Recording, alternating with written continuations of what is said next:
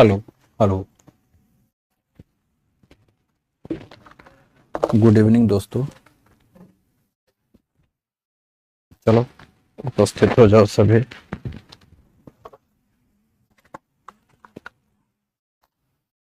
Yes, चलो आ जाओ।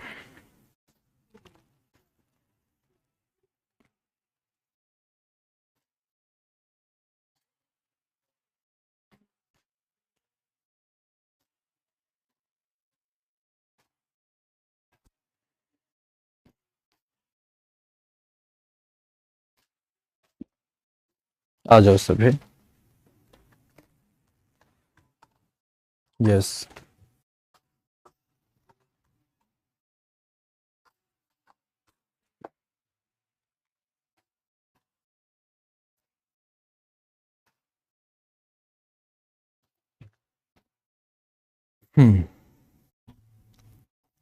Comments थोड़ा छोटा करें। ठीक है। Very very good evening. अच्छा, कुछ बच्चों की आज पहली क्लास है। जिन बच्चों का आज बर्थडे है, मेरे तरफ से बहुत बहुत सारी शुभकामनाएं उन्हें। मैं एकदम फर्स्ट क्लास हूँ। आप लोग ठीक हो या नहीं? बिल्कुल प्रजाति के बारे में पढ़ा दूंगा बेटा। प्रजाति के बारे में भी पढ़ा दूंगा।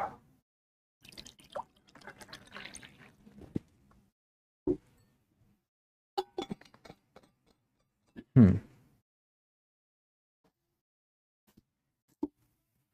अभिलाष ने लिखा, रोज किसी न किसी बर्थडे का बच्चे का बर्थडे तो होता ही है। सच कहा है। अगर क्लास में हजारों की संख्या में विद्यार्थी हैं तो किसी न किसी का बर्थडे तो पर डे होगा ही। तो हर दिन मेरे तरफ से अग्रिम बच्चों के बर्थडे की हर दिन की शुभकामनाएं। ओके, चलो तो उपस्थित होना सब। अब अपनी बातों को शुरू करें। Yes, very good. ओके, तो दोस्तों आज हम लोग अपनी इस कक्षा में इकोसिस्टम की जो क्लास चल रही थी, इकोसिस्टम पारिस्थितिक पारिस्थितिक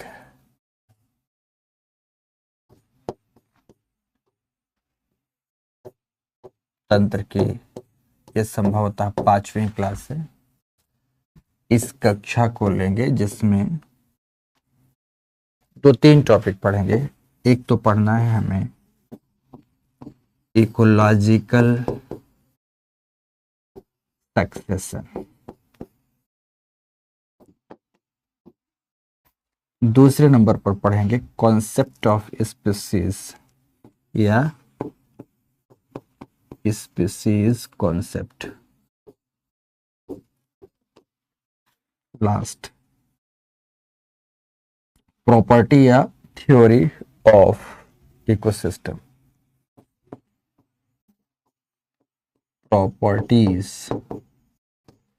या principle of ecosystem. Principal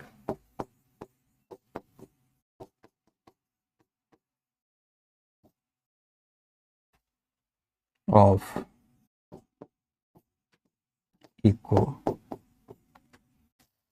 system. ये कुछ 2-3 छोटे बड़े अपक्षय स्थल रूपों को। धन्यवाद है प्रेम, तुम अद्भुत हो बेटा सच में। इस कक्षा में अपक्षय कैसे बताएंगे बताओ? नहीं प्रेम, पॉसिबल नहीं है। ओके रानी सर, प्री टिप्स कुछ बता दीजिए सर। ओके, कल भी अखंड का यही प्रश्न था। जब तुम 26 मई में एग्जाम दे रहे होगे ना, 26 मई को, उससे पहले मेरा प्राकट्य होगा तुम्हें टिप्स देने के लिए। अभी पढ़े रहो बस, अभी दबा के पढ़े रहो, कुछ सोचो मत, अभी सोचो मत। जिस दिन मैं अपनी लास्ट क्लास ले रहा हूँगा, बढ़िया से समझाऊंगा एकदम फर्स्ट क्लास तरीके से, ठीक है। ओके, आते हैं अपने विषय वस्तु पर, आते हैं अपने विषय वस्तु पर। बहुत अच्छे से दोस्तों पढ़ना है। टॉपिक है आज का पारिस्थितिक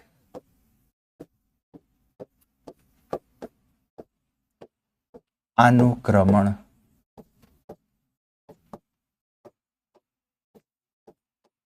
अनुक्रमण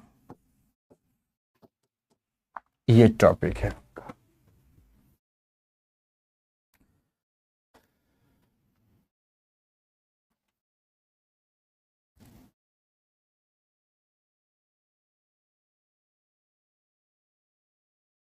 ठीक है,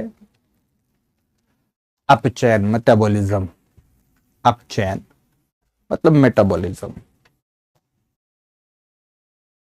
अपघटन मतलब डिकम्पोजिशन, श्वसन मतलब रेस्पायरेशन। समझ में आ गया बेटा?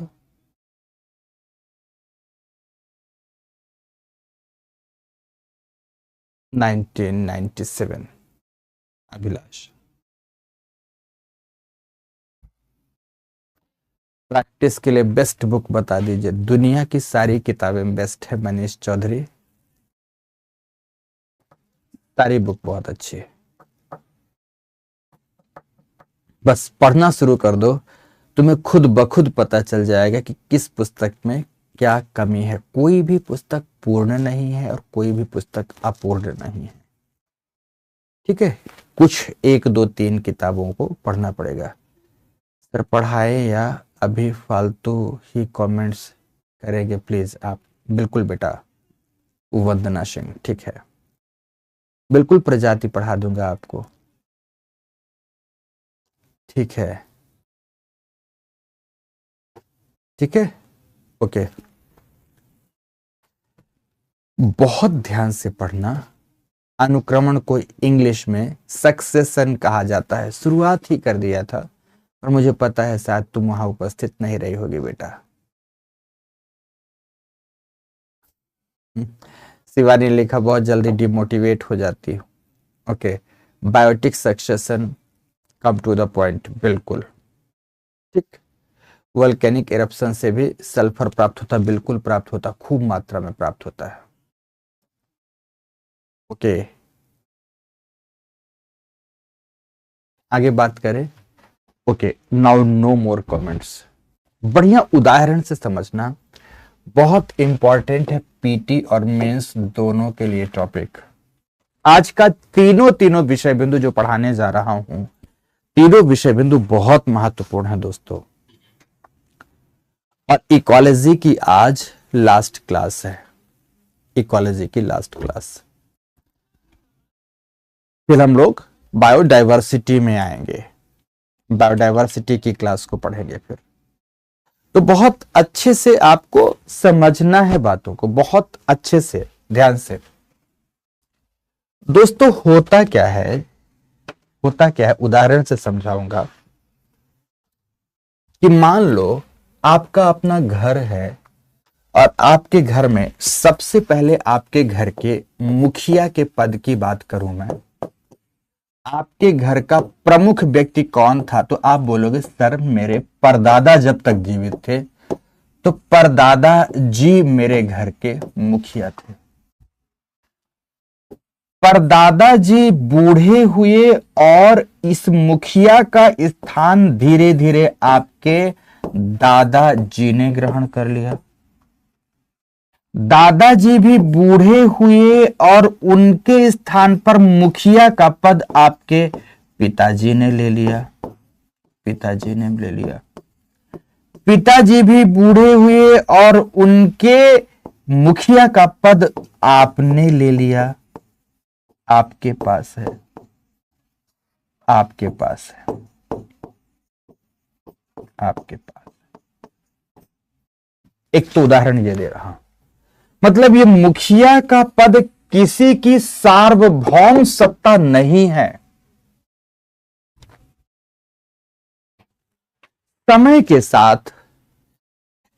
समय के साथ कालांतर में मुखिया का पद धारण करने वाले व्यक्ति बदलते जाएंगे। एक तो मैंने ये बात समझाई, बस पहले समझो, अनुक्रमण एकदम क्रिस्टल क्लियर हो जाएगा दोस्तों। दूसरी तरफ देखो, जैसे मैं हूं और मैं पढ़ाता हूं और मेरे पास ढेर सारे बैच हैं, ढेर सारे बैचेज हैं बच्चों के। जैसे एक एग्जांपल देता हूं, आज आप मुझसे इन्वायरमेंट एंड इकोलॉजी पढ़ रहे हैं, आपसे पहले भी कोई बैच मेरे पहले रहा होगा, आपसे पहले का बैच रहा होगा मेरे पास एक समय विशेष पर। उस बैच को मैंने फिनिश किया तो वो बैच यहां से गया तो उसके स्थान पर दूसरा बैच आया, स्थान पर दूसरा बैच आया। फिर ध्यान से, ये समाप्त हुआ, इसके स्थान पर फिर से दूसरा बैच आया, ये समाप्त हुआ, इसके स्थान पर फिर से दूसरा बैच आया। इसका मतलब है बैच भी शाश्वत नहीं है, एक ही बैच हमेशा के लिए नहीं रहेगा। ध्यान रखें, आगे आने वाला बैच पहले वाले बैच को इस स्थान से प्रतिस्थापित कर देगा, बोलेगा तुम अब जाओ, तुम्हारा काम खत्म हो गया, अब मुझे पढ़ने दो।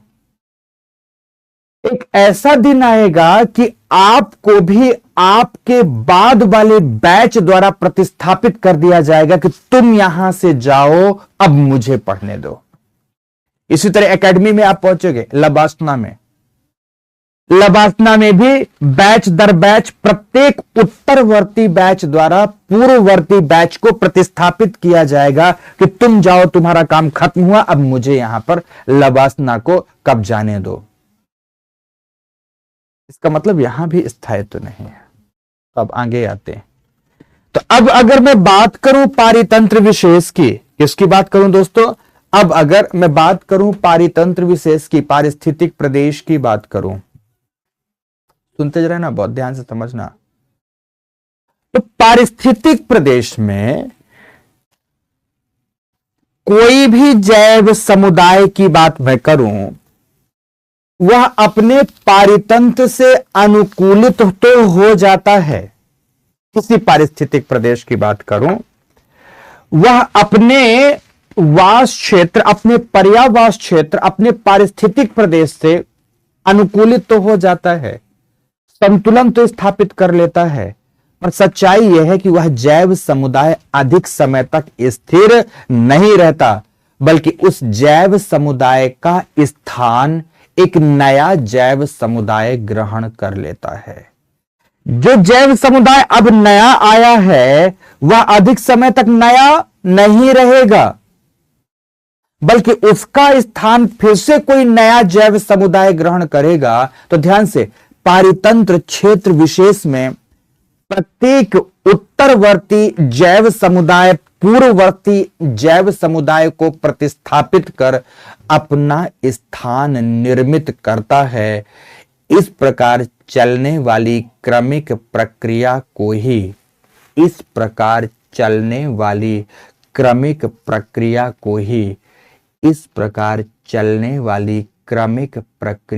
ही पारिस्थितिक अनुक्रमण कहते हैं। क्या कहते हैं? पारिस्थितिक अनुक्रमण कहते हैं। तो आपके मन में आया होगा सर इसमें क्या क्या पढ़ेंगे? तो सबसे पहले दोस्तों इसकी परिभाषा पढ़ेंगे, परिभाषा देखेंगे, या परिभाषा के साथ ही इसका परिचय करेंगे, जैसा कि विद्वानों ने, हुल्ट ने, क्लीमेंट आदि ने कराया। इसके बाद अनुक्रमण के कारण बताएंगे, कॉजेज बताएंगे। दूसरे नंबर पर अनुक्रमण के कारक या कारण बताएंगे। आफ्टर दैट अनुक्रमण की अवस्थाएं बताएंगे। कैसी अवस्थाएं प्राप्त होती हैं। आफ्टर दैट अनुक्रमण की प्रक्रिया बताएंगे, अनुक्रमण की प्रक्रिया पर चर्चा करेंगे और अनुक्रमण की प्रक्रिया पर चर्चा करने के बाद अंतिम बिंदु पढ़ेंगे अनुक्रमण के प्रकार। इतने विषय बिंदुओं को हमें आज पारिस्थितिक अनुक्रमण के अंतर्गत पढ़ना है, पारिस्थितिक अनुक्रमण के अंतर्गत पढ़ना है। हमने आपको बताया कि अनुक्रमण क्या है। एक जैव जाति द्वारा दूसरे जैव जाति को प्रतिस्थापित करने की क्रमिक प्रक्रिया या उत्तरवर्ती जैव जाति द्वारा पूर्ववर्ती जैव जाति को प्रतिस्थापित करने की जो क्रमिक प्रक्रिया है उसे पारिस्थितिक अनुक्रमण कहा जाता है। जैसे मैं अगर एक एग्जाम्पल प्रस्तुत करूं आपके सामने, एक एग्जाम्पल दूं कि एक कोई स्थान है, एक कोई चट्टान प्रदेश है या एक कोई मिट्टी प्रदेश है, उस मिट्टी प्रदेश में सबसे पहला जो जीव विकसित होता है वह प्रोकैरियोट्स एंड यूकैरियोट्स के जैसा कुछ शैवाल जैसा जीव होगा। मांस होगा, लाइकेन होगा, एल्गी होगा। समझना मेरी बात, मांस, लाइकेन, एल्गी जैसा जीव होगा। समझने की कोशिश करना। अधिक समय पर यहां पर मांस, लाइकेन नहीं रहेगा, एल्गी नहीं रहेगा, बल्कि थोड़े समय बाद यह नष्ट हो जाएगा। इसके स्थान पर घास उग आएगी और जहां आज घास पाई जाती है, थोड़े समय बाद यहां पर छोटी छोटी विविध प्रकार की झाड़ियां उग आएंगी। जहां आज झाड़ियां दिखाई दे रही हैं, वहां पर कुछ समय बाद वृक्ष होंगे और वृक्षों का समूह क्या कहलाएगा? यहां पर वन कहलाएगा। तो किसी स्थान विशेष में जब जीवों के विकास की प्रक्रिया शुरू हुई, किसी स्थान विशेष में जब जैविक विकास की प्रक्रिया शुरू हुई, तो वह स्थिर नहीं थी, बल्कि शैवाल का आगमन हुआ। शैवाल घास द्वारा प्रतिस्थापित की गई, घास झाड़ियों द्वारा प्रतिस्थापित की गई, झाड़ियां वृक्षों द्वारा प्रतिस्थापित किए गए। इस तरह से अगर आप देखें, इस तरह से अगर आप देखें तो इसमें से कोई भी जैव समुदाय स्थिर नहीं था, बल्कि क्रमिक रूप से अपने उत्तरवर्ती जैव समुदाय द्वारा प्रतिस्थापित ही किया जाता रहा। प्रतिस्थापन की इसी क्रमिक प्रक्रिया को ही पारिस्थितिक अनुक्रमण के नाम से जाना जाता है। तो पारिस्थितिक प्रदेश में दोस्तों, पारिस्थितिक प्रदेश में वह जैव जाति या वह जैव समूह जो सबसे पहले प्रवेश करता है, सबसे पहले जैविक विकास की प्रक्रिया शुरू करता है। ये बैक्टीरिया, वायरस, फंजाई, प्रोटोजोआ, ये मांस, एल्गी, लाइकेन, कुछ भी हो सकता है, कुछ भी हो सकता है। तो किसी भी जैव पारिस्थितिक प्रदेश में प्रवेश करने वाली प्रथम जीव जाति को किस नाम से जाना जाता है? पायोनियर कम्युनिटी कहते हैं। क्या कहते हैं दोस्तों? इसे पायोनियर कम्युनिटी के नाम से जाना जाता है। तो ये पायोनियर कम्युनिटी हो गई दोस्तों। शैवाल जो हो गया अग्रज समुदाय हो गया। पायोनियर को क्या कहते हैं? अग्रज समुदाय कहते हैं। अग्रज समुदाय के नाम से जानते हैं, जो सबसे पहले आ रहा है। ये जो बीच की जीव जातियां हैं जो निरंतर परिवर्तन दिखा रही हैं, परिवर्तन दिखाने वाले जैव समुदायों को सेरल कम्युनिटी कहते हैं। क्या कहते हैं? सेरल कम्युनिटी के नाम से जानते हैं। ये सेरल कम्युनिटी होगा जिसे संचक्र या क्रमक समुदाय कहते हैं। इसे संचक्र शब्द से भी पुकारते हैं या क्रमक समुदाय से भी कहते हैं। तो लास्ट दोस्तों, अब यहां पहुंच गए, मतलब एक नग्न धरातल था, एक मिट्टी का क्षेत्र था या जुता हुआ खेत था, कुछ भी समझो। तो यहां पर शैवाल से जैविक विकास पादप वर्ग के रूप में होता होता वनों तक पहुंच गया। अब वन अगर यहां उग आया है तो वन अगर बाह्य हस्तक्षेप ना किया जाए तो दीर्घ काल तक अपने आप को स्थिर बनाए रखेगा। वनों को दीर्घ काल तक दूसरी अन्य जीव जाति प्रतिस्थापित नहीं करती है। अन्य कोई जीव जाति जिसे प्रतिस्थापित ना करे उसे क्लाइमैक्स कम्युनिटी कहते हैं, उसे चरम समुदाय के नाम से जाना जाता है। किस नाम से जानते हैं?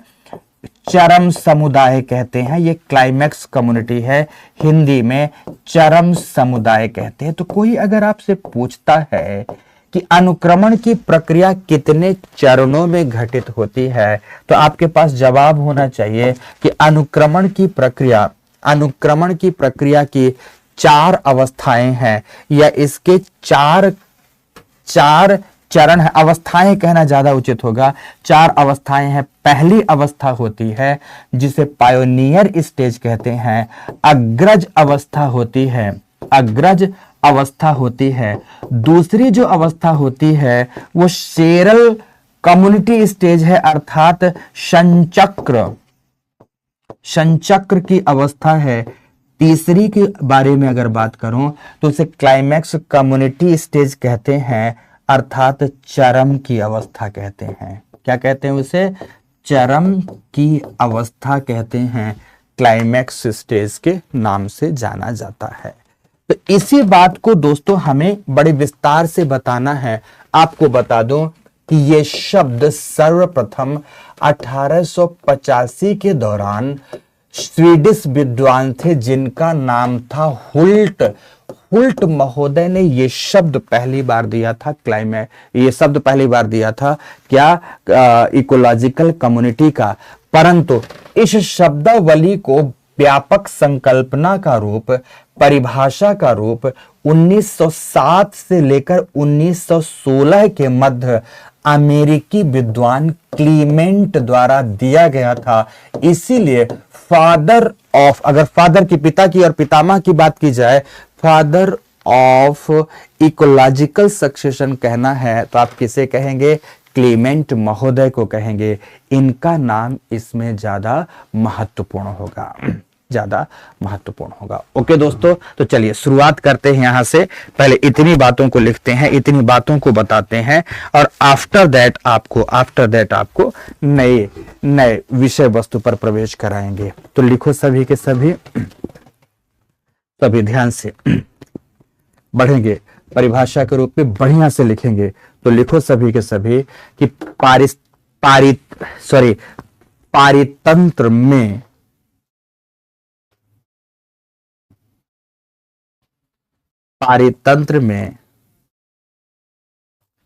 में जैव समुदाय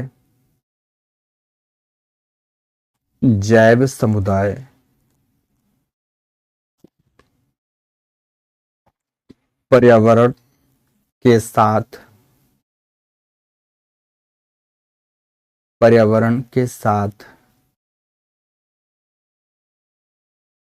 संतुलन बनाए रखने के बावजूद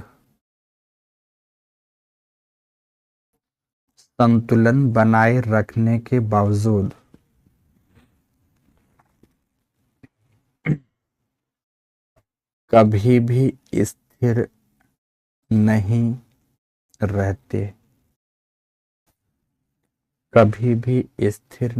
रहते,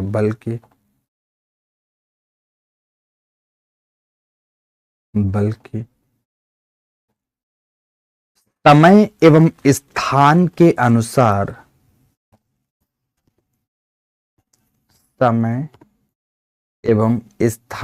अनुसार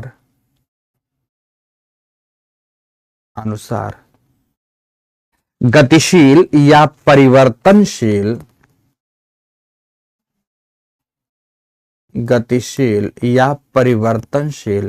बने रहते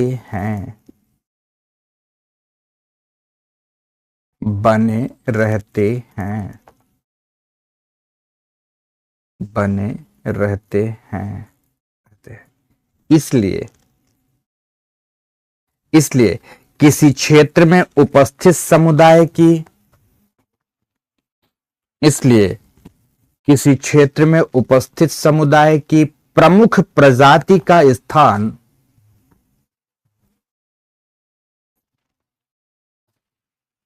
प्रमुख प्रजाति का स्थान स्थान अन्य प्रजाति लेने लगती है इस प्रक्रिया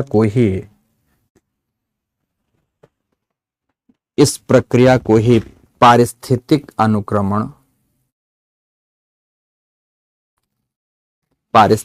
अनुक्रमण कहा जाता है। पूर्ण विराम लगाकर पैरा चेंज करते हुए लिखेंगे अर्थात आरंभिक जैव समुदाय के स्थान पर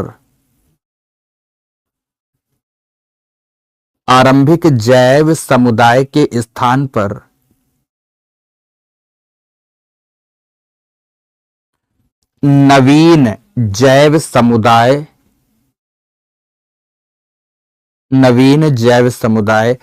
के स्थान ग्रहण करने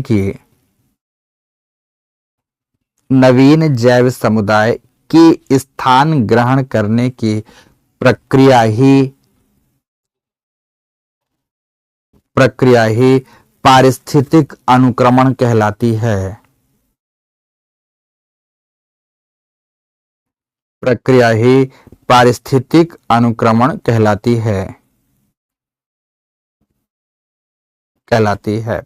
पूर्ण विराम पैरा चेंज करते हुए लिखो अनुक्रमण शब्द का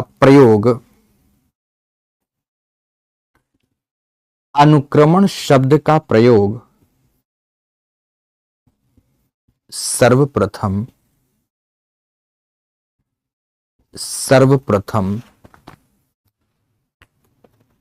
स्वीडन से लिखना है। स्वीडिश विद्वान हुल्ट ने स्वीडिश विद्वान हुल्ट ने 1885 में किया था।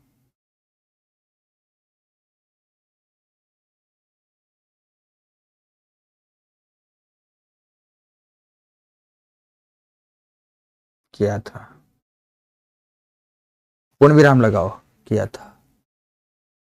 परंतु इसकी विस्तृत प्रक्रियात्मक परिभाषा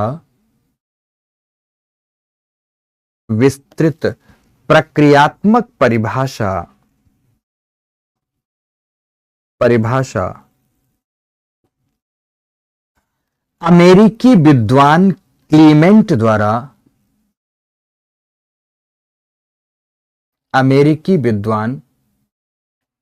द्वारा प्रस्तुत की गई थी।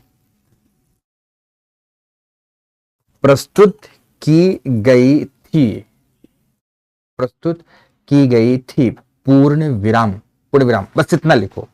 इतने के बाद पैरा चेंज करते हुए लिखो कि हेडिंग देना है। लिखो सभी पारिस्थितिक अनुक्रमण की विभिन्न अवस्थाएं।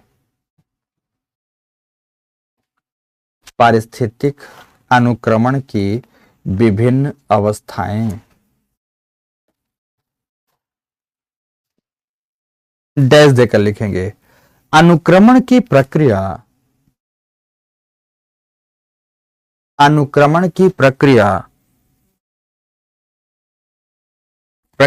क्रमशः 3 सामुदायिक अवस्थाओं से गुजरती है। 3 सामुदायिक अवस्थाओं से गुजरती है, जैसे नंबर 1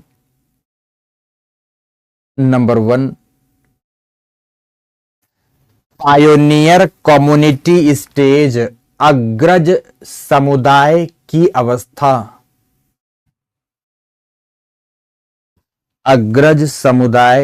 अवस्था।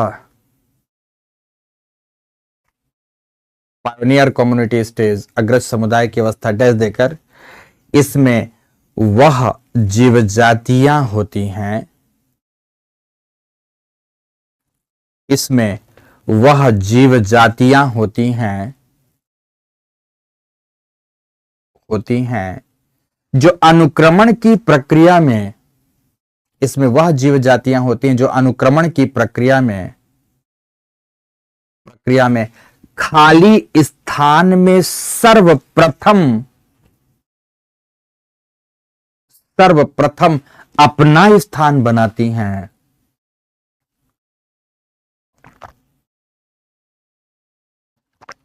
सर्वप्रथम अपना स्थान बनाती हैं। पूर्ण विराम। पहली बात फिनिश। तो दूसरी बात लिखो, cereal community stage, cereal community stage, cereal community stage के बारे में लिखें। हिंदी में तो बोलते हैं क्रमक या संचक्र समुदाय की अवस्था, क्रमक या संचक्र समुदाय की अवस्था। डैश देकर लिखे, डैश देकर लिखेंगे, जीवों के विकास की प्रत्येक प्रवस्थाओं को, जीवों के विकास की प्रत्येक प्रवस्थाओं को सेरे, SERE, सेरे, हिंदी में ब्रैकेट में लिखेंगे क्रमक कहा जाता है, पूर्ण विराम लगा दो। तो लिखें कि अग्रज से लेकर चरम समुदाय के मध्य, अग्रज से लेकर चरम समुदाय के मध्य की प्रत्येक अवस्थाओं, अग्रज से लेकर चरम समुदाय के मध्य की प्रत्येक अवस्थाओं के समूह को, प्रत्येक अवस्थाओं के समूह को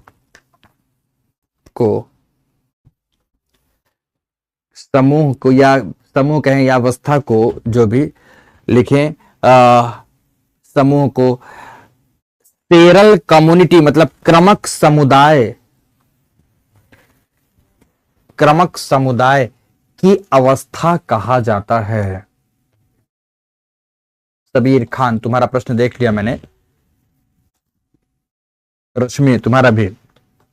कहा जाता है पूर्ण विराम, सेरल कम्युनिटी स्टेज कहा जाता है पूर्ण विराम। फिर लास्ट लिखो क्लाइमैक्स कम्युनिटी, चरम समुदाय, क्लाइमैक्स कम्युनिटी स्टेज, चरम समुदाय की अवस्था, चरम समुदाय की अवस्था। गैस देकर लिखेंगे, यह अनुक्रमण प्रक्रिया की अंतिम अवस्था है।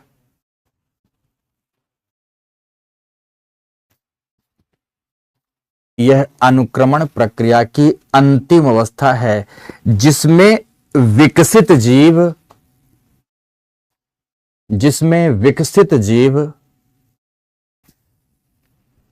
दीर्घ काल के लिए, जिसमें विकसित जीव दीर्घ काल के लिए अपना स्थायित्व बना लेता है, अपना स्थायित्व बना लेता है। पूर्ण विराम। तो लिखें, इसे हम निम्नलिखित फ्लो चार्ट से समझ सकते हैं। इसे हम निम्नलिखित फ्लो चार्ट से समझ सकते हैं। तो ये वाला फ्लो चार्ट बना देंगे सभी, ये जो फ्लो चार्ट बना है इसे बना देंगे।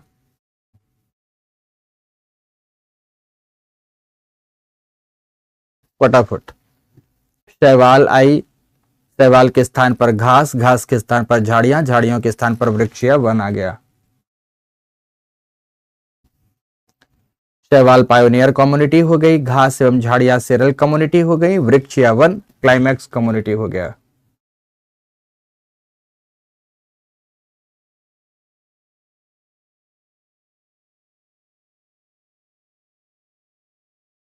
ठीक है, बना दिया। तो एक तरफ आपने लिखा परिचय इसका, दूसरे तरफ अनुक्रमण की अवस्थाएं लिखा, तो अब तीसरा बिंदु लिखना है अनुक्रमण के कारक। अनुक्रमण के कारक, कारक या कारण, या कारण, कारण डैश देकर लिखना है। अनुक्रमण, अनुक्रमण जटिल प्रक्रियाओं का समूहन है।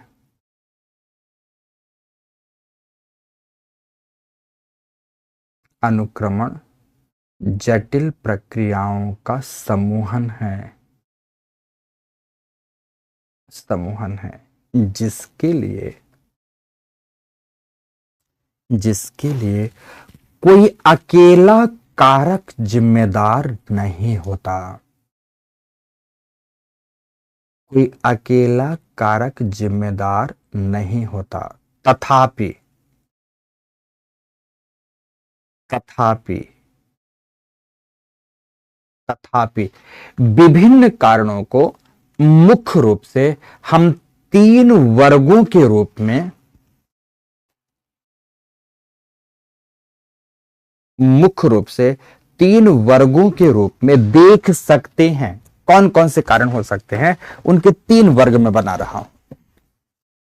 तीन वर्ग।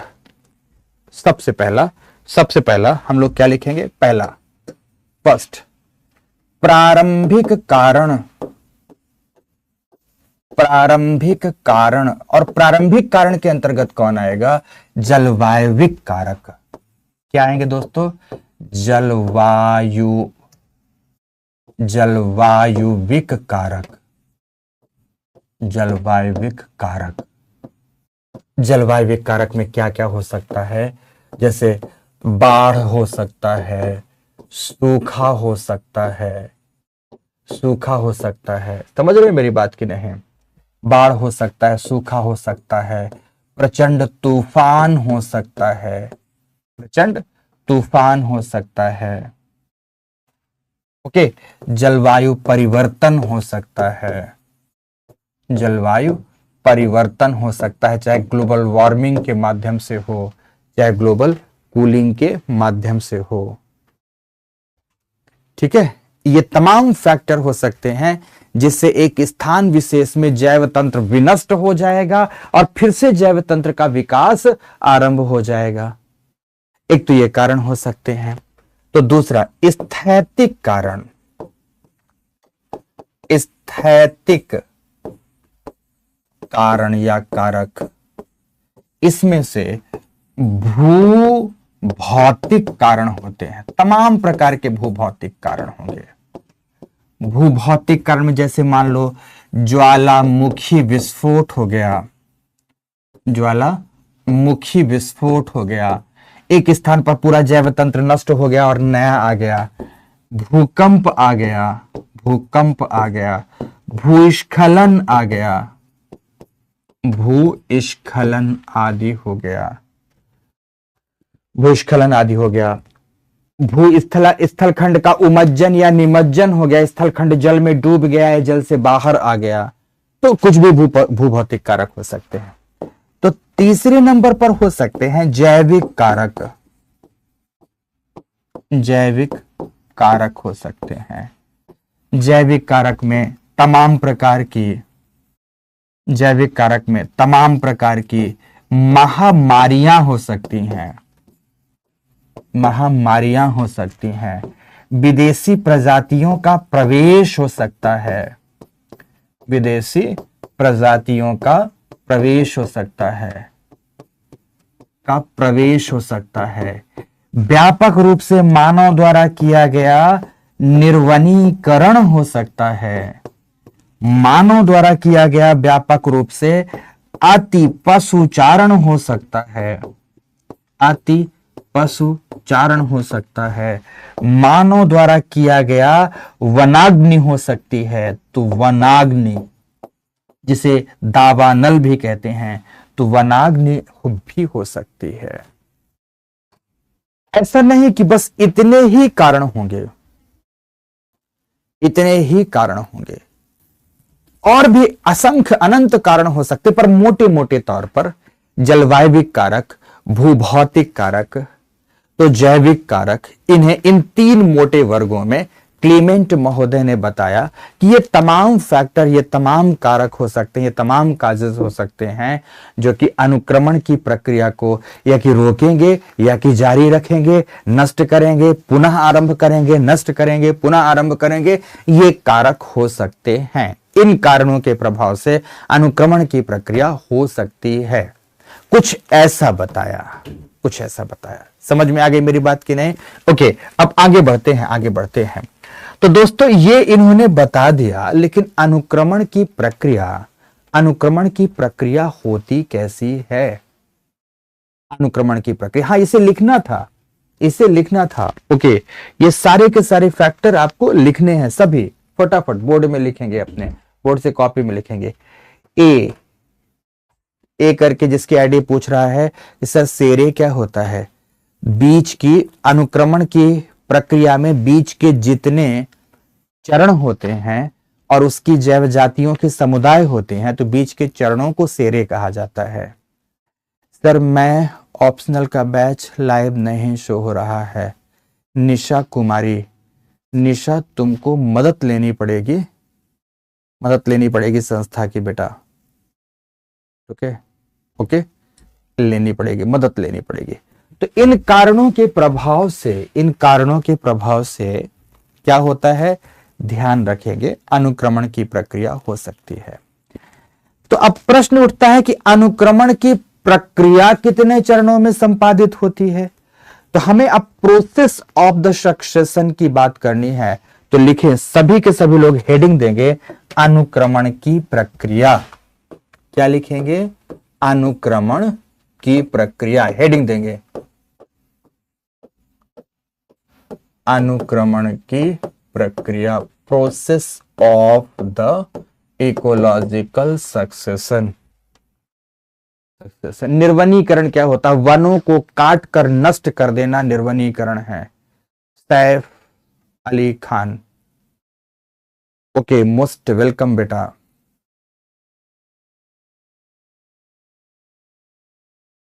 निशा कुमारी, ठीक है बेटा, ओके। चले आगे। अनुक्रमण की प्रक्रिया, अनुक्रमण की प्रक्रिया जिसे आप कहेंगे प्रोसेस ऑफ सक्सेशन। तो पहले समझ लो, बेसिकली क्लीमेंट महोदय ने अनुक्रमण की प्रक्रिया को, अनुक्रमण की प्रक्रिया को 5 क्रमिक चरणों में संपादित बताया है। 5 क्रमिक चरणों में संपादित हुआ बताया है। अब पहले सुन लेना है, समझ लेना है, तब मैं एक एक को लिखा दूंगा। जिसमें से प्रथम चरण है, इंग्लिश याद करें, हिंदी जरूर बताऊंगा। प्रथम चरण है न्यूडेशन का। न्यूडेशन को कहते हैं निर्वस्त्रीकरण या नग्नीकरण। अनुक्रमण कैसे शुरू होगा? ध्यान से, कुछ बच्चे तो अभी यही नहीं पूरा कर पाए हैं, कर लो भाई। निर्वनीकरण, अति पशुचारण और वन अग्नि लिखा, तो वन अग्नि को एक साथ जोड़ दिया, वनाग्नि। वनाग्नि, फॉरेस्ट फायर जिसे इंग्लिश में कहते हैं। अति पशुचारण को ओवरग्रेजिंग कहेंगे। निर्वनीकरण को कहेंगे डिफॉरेस्टेशन, विदेशी प्रजातियों का प्रवेश कहेंगे इन्वेजन ऑफ एलियन स्पीसीज या एक्सोटिक स्पीसीज। महामारियां तो आप जानते ही हैं, पैंडेमिक्स या एपिडेमिक्स। ये पूरा हो गया है ना? अब यहां आओ। क्लीमेंट महोदय ने कहा है कि जो अनुक्रमण की प्रक्रिया है, बेसिकली ये 5 क्रमिक चरणों में संपादित होती है। 5 क्रमिक चरणों में सबसे पहले एक नग्न प्रदेश का निर्माण होता है, निर्वस्त्र प्रदेश का निर्माण होता है। आपको बताना चाहूंगा कि पृथ्वी के वस्त्र पृथ्वी में पाए जाने वाली वनस्पतियां हैं। अगर वनस्पतियों को हटा दिया जाए तो भूपटल को निर्वस्त्र कहा जाता है, भूपटल को नग्न कहा जाता है। तो सबसे पहले हमने धरातल को नग्न कर दिया, धरातल को निर्वस्त्र कर दिया, अर्थात वनस्पति विहीन कर दिया। तो सबसे पहला चरण होगा कि वनस्पति विहीन प्रदेश का निर्माण हो गया। उसके लिए भौतिक कारक भी हो सकते हैं, जैसे मैंने बताया अपरदन हुआ, भूस्खलन हुआ, ज्वालामुखी विस्फोट हुआ। ज्वालामुखी विस्फोट हुआ तो बहुत अधिक मात्रा में लावा का फैलाव हो गया, और लावा के फैलाव से पहली बार एक नग्न चट्टान, और उस नग्न चट्टान के अपक्षय से एक पहली बार मिट्टी का निर्माण हो रहा है। पहली बार मिट्टी का निर्माण हो रहा है। ठीक है।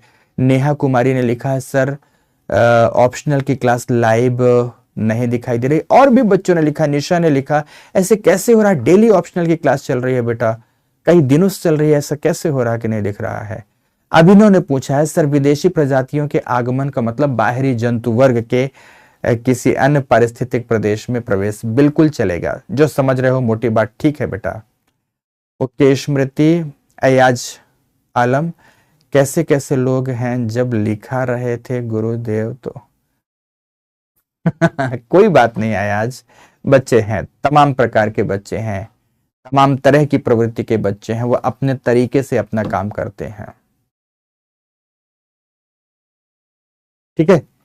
अब यहां समझो, नग्न प्रदेश या कि भूभौतिक कारकों के प्रभाव से निर्मित होगा, या कि जलवायविक कारकों के प्रभाव से निर्मित होगा, या कि मानव जनित कारणों के प्रभाव से निर्मित होगा, जैविक कारकों के प्रभाव से निर्मित होगा, पर नग्न प्रदेश निर्मित हो गया।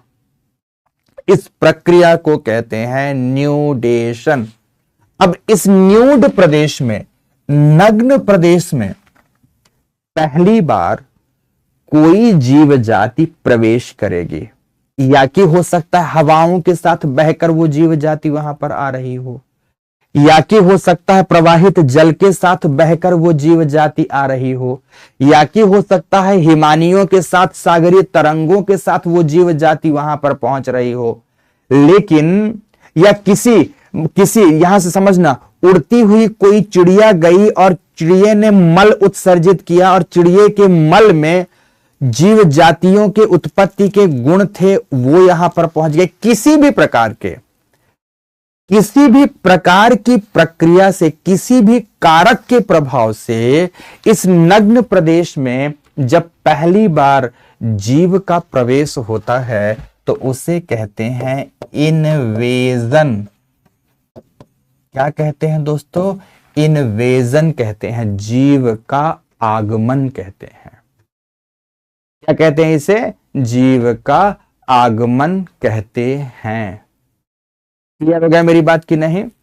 कोई बात नहीं है तरुण, तुम्हारे प्रश्न का भी जवाब दूंगा बेटा, थोड़ी देर बाद पूछना, पहले टॉपिक बताते हैं, ठीक है?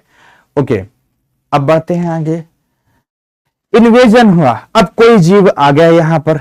जैसे ये जीव आएगा तो सबसे पहले आकर तो अपना स्थान बनाएगा, अपना स्थान बनाएगा, फिर अपने प्रकार की जीव जातियों का विकास करेगा, अपने प्रकार के जीव जातियों का विकास करेगा। अब जब अपने प्रकार की जीव जातियों का विकास कर रहा होगा तो आसपास का पर्यावरण इसका विरोध कर रहा होगा, तो इसका वहां के पर्यावरण के अजैविक कारकों से और जैविक कारकों से कड़ी प्रतिस्पर्धा चल रही होगी। तो तीसरे नंबर पर आता है कंपटीशन। क्या होता है? कंपटीशन होता है दोस्तों, जिसे कहते हैं प्रतिस्पर्धा। क्या होता है? प्रतिस्पर्धा। उदाहरण से भी समझाऊंगा। जीव यहां आया, जीव जैविक विकास के क्रम में अपने प्रकार के जीवों का विकास किया, जीवों के विकास का उसके पर्यावरण में से जैव एवं अजैव कारकों ने विरोध किया, तो इसके और इसके बीच भयंकर लड़ाइयां हुई, प्रतिस्पर्धा चली। प्रतिस्पर्धा में अगर ये जीव सक्षम रहा तो जीवित बचेगा, सर्वाइवल ऑफ द फिटेस्ट। अगर सक्षम नहीं रहा तो वो जीव विनष्ट हो जाएगा और ये क्षेत्र फिर से नग्न हो जाएगा। पर मान लेते हैं कि जीव सक्षम रहा, अब कंपटीशन को पार कर लिया, तो अब जब कंपटीशन को पार कर लिया ना, लड़ाई में अब जीत गया ना, तो अब ये अपना प्रभाव दिखाना शुरू करेगा, जिसे कहते हैं रिएक्शन। रिएक्शन कहते हैं प्रतिक्रिया को। क्या कहते हैं दोस्तों? प्रतिक्रिया। प्रतिक्रिया। इन्वेजन में ये स्पेलिंग बिल्कुल गलत लिखी है, INVASION है, SION है, ठीक है। ओके, तो रिएक्शन होगा दोस्तों, रिएक्शन होगा। अब रिएक्शन हुआ, समझना, रिएक्शन हुआ मतलब क्या कि अभी तक तो लड़ भिड़ रहा था मैं, अब मैं लड़ भिड़ कर जीत चुका हूं, तो मैं अब अपना प्रभाव तुम पर दिखाऊंगा, चाहे वह जैविक पर्यावरण हो या अजैविक पर्यावरण हो, अपना प्रभाव दिखाऊंगा। अंतिम में रिएक्शन में जब ये अपना प्रभाव दिखाना लगा, तो अब ये अपने स्थान विशेष का राजा बन गया, अब अपने आप को स्थायी कर लिया। अब इसके स्थायित्व को यहां से कोई नहीं नकार सकता। जब इसको स्थायित्व मिल गया तो इसे कहते हैं स्टेबलाइजेशन। क्या कहते हैं? स्टेबलाइजेशन, स्थिरीकरण। उदाहरण देता हूं, प्रकृति का भी दूंगा और सामान्य तौर का भी उदाहरण दूंगा। सामान्य तौर का उदाहरण, मान लो आपका एक गांव है, मोटे तौर पर बात समझो। गांव है, गांव के खाली स्थान में, नग्न क्षेत्र में कहीं बाहर के कुछ लोग आए और यहां आकर बस गए, यहां आकर बस गए। समझना, यहां आकर बस गए। इन लोगों का आकर खाली स्थान में बसना इन्वेजन है। जब ये बसेगा तो सबसे पहले छोटी सी झाड़ झंखाड़ आदि के, घास फूस आदि की झोपड़ी बनाएगा, छोटे से घर में रहेगा,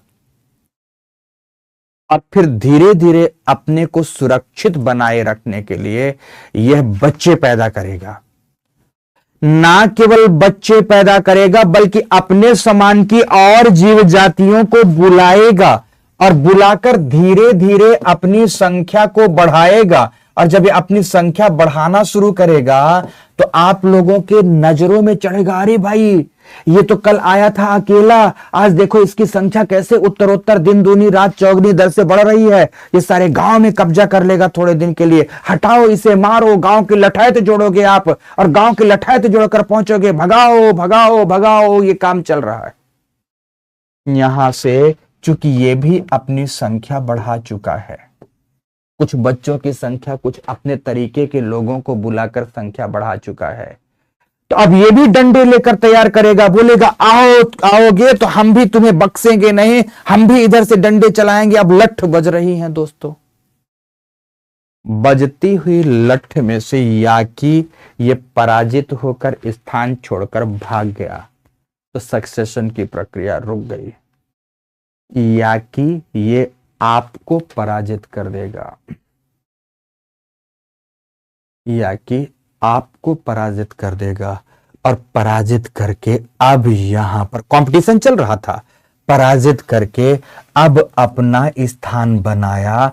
तो अब अपना स्थान बनाएगा तो अब क्या इसका रिएक्शन होगा? अब इसकी संख्या तो बढ़ ही रही है, अब संख्या बढ़ाकर दूर दूर तक अपनी बाढ़ बढ़ाएगा, हर आदमी खेत खलिहान बढ़ा लेगा, दूर दूर तक प्रसार करेगा, और दूर दूर तक प्रसार करके अब इसने अपनी प्रभुता साबित कर दी इस क्षेत्र पर कि अब देखते हैं कोई क्या कर लेगा। इसने अपनी प्रतिक्रिया साबित की, इसने प्रतिक्रिया दिखाई, और प्रतिक्रिया दिखाने के बाद अब गांव वालों ने मान लिया है कि अब यह इस गांव पर आकर स्थायी हो चुका है, इसे नहीं हटाया जा सकता। यह नहीं हटेगा दोस्तों तो यह स्टेबलाइजेशन की स्थिति आती है। अब चलो दूसरी ओर आते हैं। दूसरी ओर आते हैं, मान लो कोई वनस्पति है, उदाहरण देता हूं, वनस्पति है या जंतु है, दोनों तरीके से हो सकता है, दोनों में हो सकता है। मान लो कोई वनस्पति है, वनस्पति नग्न प्रदेश में आती है, वनस्पति किसी भी प्रभाव से नग्न प्रदेश में आती है और नग्न प्रदेश में आकर अपना स्थान बनाती है, नग्न प्रदेश में आकर अपना स्थान बनाती है।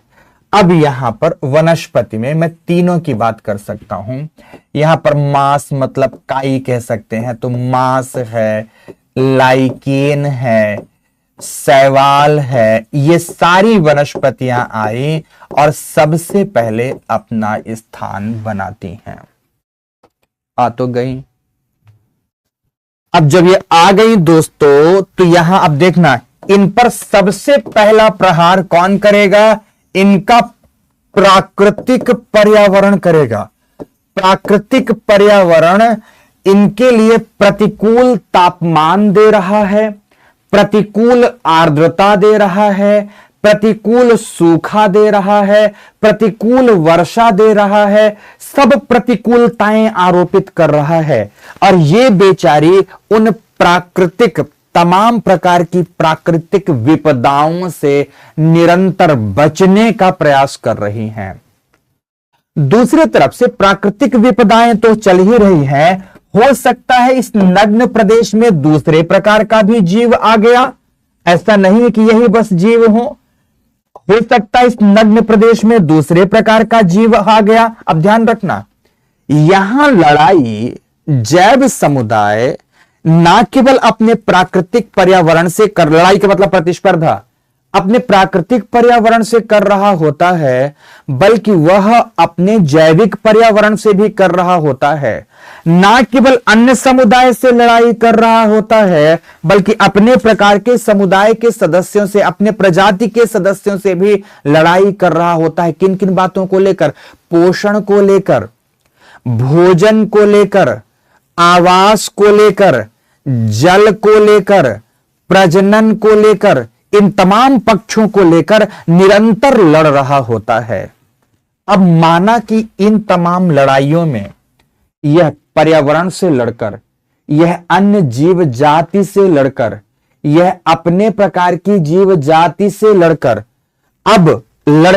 अब विजय प्राप्त कर चुका है।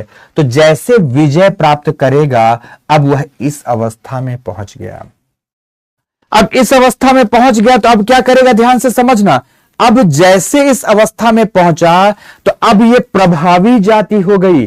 तो प्रभावी होने के कारण सबसे पहले प्रकाश संश्लेषण की प्रक्रिया से यह तापमान अपने अनुकूल करेगा, आर्द्रता अपने अनुकूल कर लेगा। यहां तापमान अनुकूल किया, आर्द्रता अपने अनुकूल किया, कार्बन डाइऑक्साइड की मात्रा अपने अनुकूल करेगा और अपना ही प्रभाव मिट्टी में छोड़कर मिट्टी की पोषकता को अपने अनुकूल करेगा। और अब अपना प्रभाव अपने वायुमंडल पर डाल रहा है, अपने जलमंडल पर डाल रहा है, अपने मृदा मंडल पर डाल रहा है, ताकि हमारा जीवन अधिक समय तक स्थायी बना रहे।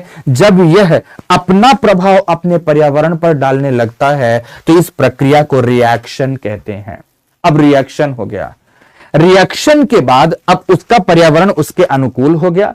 पहले तो लड़ाई भी लड़नी थी, लेकिन अब उसका पर्यावरण इसकी प्रतिक्रिया से उसके अनुकूल हो चुका है। जब अनुकूल हो गया, तो अब यह अपने आप को इस दशा में क्या बना लेता है? स्थायी बना लेता है, जिसे स्टेबलाइजेशन कहते हैं। इस स्टेबलाइजेशन की दशा में ही पाया जाने वाला जैव समूह क्लाइमैक्स कम्युनिटी के नाम से जाना जाता है।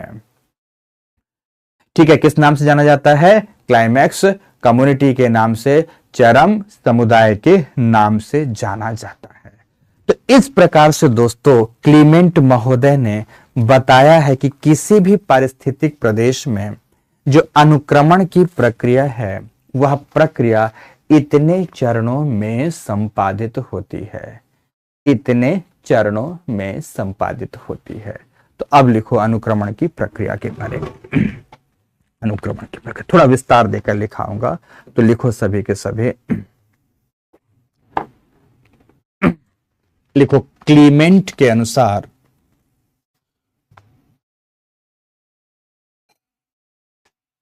क्लीमेंट के अनुसार स्वपोषियों में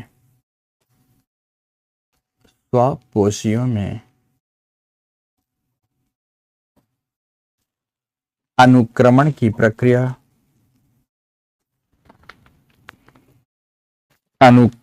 प्रक्रिया क्रमिक रूप से 5 चरणों में संपादित होती है।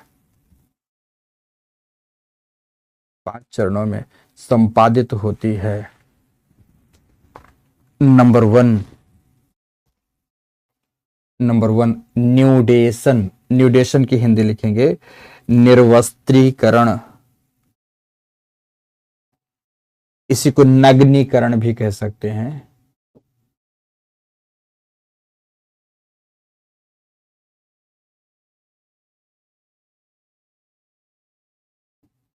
ठीक है, पूर्ण विराम डैश दो, निर्वस्त्रीकरण में लिखें वनस्पति विहीन किसी नग्न क्षेत्र का निर्माण।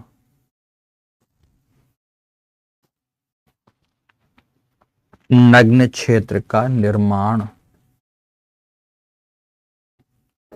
जिसके संभावित कारण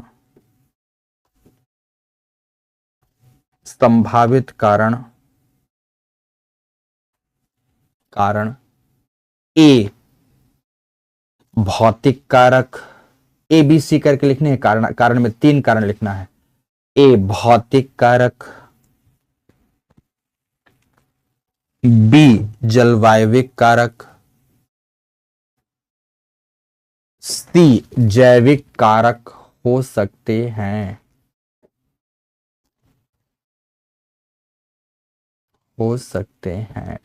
पूर्ण विराम 3 कारक हो सकते हैं नग्न प्रदेश के निर्माण के।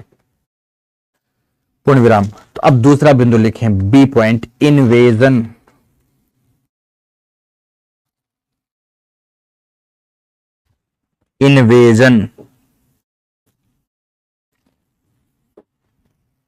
इन्वेजन मतलब आगमन या आक्रमण।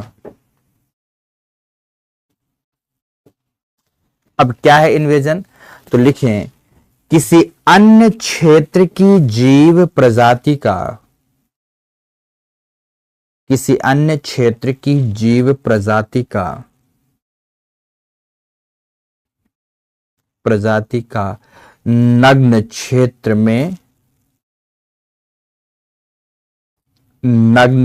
में सफलतापूर्वक प्रवेश।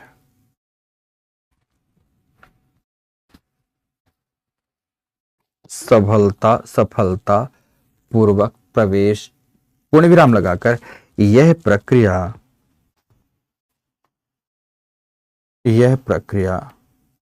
इन्वेजन की 2 चरणों में होती है। 2 चरणों में होती है। ए लिखेंगे इसके अंतर्गत, दूसरे में ही ए लिखेंगे।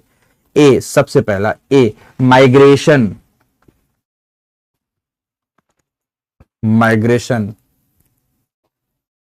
में क्या लिखेंगे? बीज या बीजाणु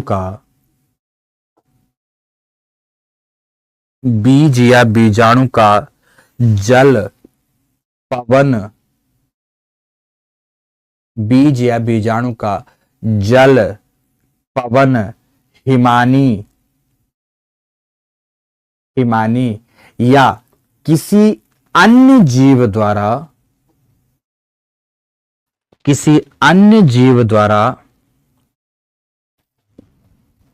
नग्न प्रदेश में लाया जाना। नग्न प्रदेश में लाया जाना, लाया जाना पूर्ण विराम। पहला तो ये हो गया, बी पॉइंट लिखो, बी पॉइंट, बी पॉइंट में लिखेंगे एग्लोमरेशन के बारे में बात लिखना है, मतलब पूंजीकरण, पुंज बनाना, पूंजीकरण, एकत्रीकरण। बी पॉइंट में आया है तो अपना वो पुंज बनाएगा, अपना समूह बनाएगा, जैसे मैंने दिखाया वहां पूंजीकरण। लिखिए प्रवेश के उपरांत, पूंजीकरण में लिखना है प्रवेश के उपरांत जीव, जीव प्रजनन आदि क्रियाओं द्वारा, जीव प्रजनन आदि क्रियाओं द्वारा, द्वारा अपनी संख्या, अपनी संख्या की वृद्धि करता है, की वृद्धि करता है, वृद्धि करेगा, अब संख्या की वृद्धि करेगा, ठीक है, वृद्धि करता है पूर्ण विराम। तो अब तीसरे नंबर पर लिखो कंपटीशन, प्रतिस्पर्धा, प्रतिस्पर्धा, पूर्ण विराम लगा के या डैश देकर लिखेंगे सभी। लिखें, लिखें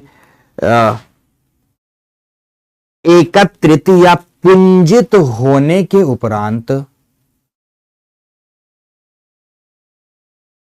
पुंजित होने के, एकत्रित या पुंजित होने के उपरांत पोषण,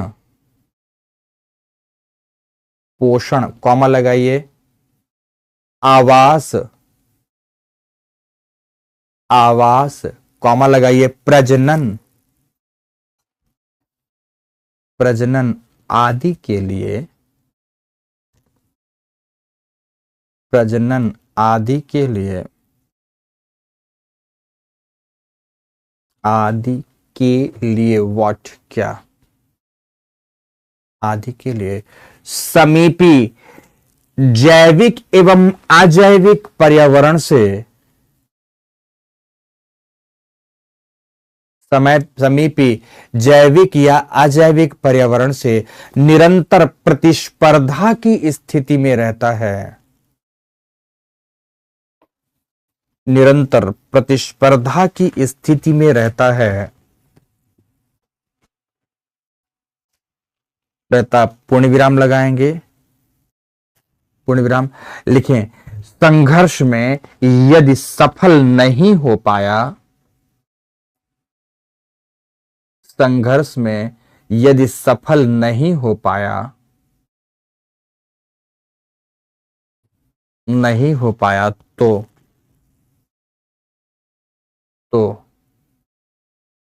वह विलुप्त हो जाता है, विलुप्त हो जाता है, ठीक है, पूर्ण विराम। नेक्स्ट चौथा नंबर पर लिखेंगे रिएक्शन, रिएक्शन मतलब प्रतिक्रिया, रिएक्शन,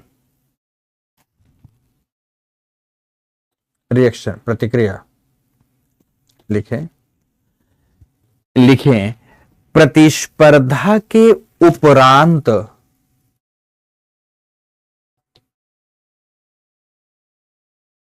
प्रतिस्पर्धा के उपरांत, उपरांत स्थान बना चुकी जीव जाति, जीव जाति अपने पर्यावरण, अपने पर्यावरण पर अपना प्रभाव छोड़ने लगती है,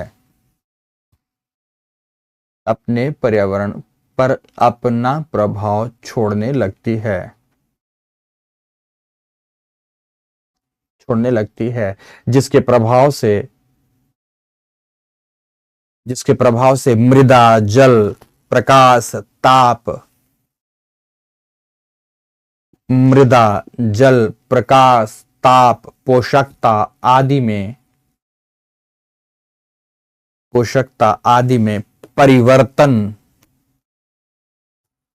परिवर्तन आ जाता है, अब इसने अपने पर्यावरण को अनुकूल कर लिया, ठीक है ना।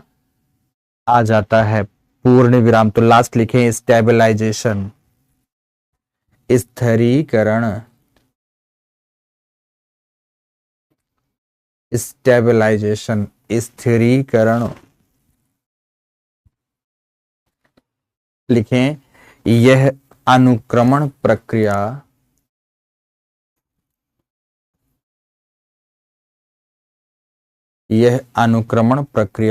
का अंतिम चरण है। अंतिम चरण है जिसमें विकसित जीव समूह, जिसमें विकसित जीव समुदाय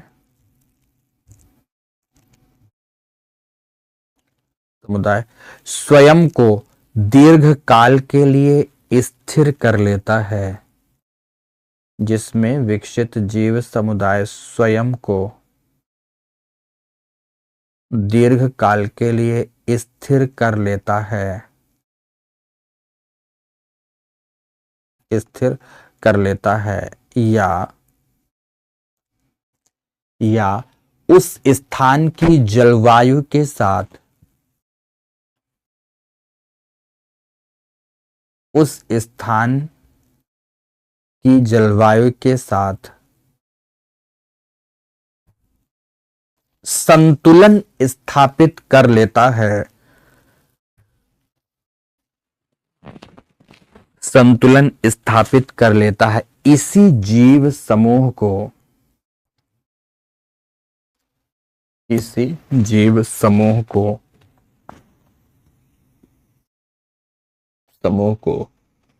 चरम समुदाय कहते हैं, चरम समुदाय कहते हैं। ओके, आओ यहां देखो। सबसे पहले आपने देखा परिभाषा, परिचय, दूसरे नंबर पर अवस्थाएं, तीसरे नंबर पर कारण, चौथे नंबर पर प्रक्रिया, प्रक्रिया के 5 चरण, और फिर अंतिम लिखोगे अनुक्रमण के प्रकार। तो लिखो types of the succession, types of the succession, अनुक्रमण के प्रकार। डैश देकर लिखो। अनुक्रमण के प्रकार कितने प्रकारों में हो सकते हैं, इस विशेष बात को आपको लिखना है। तो डैश देकर लिखो पहले।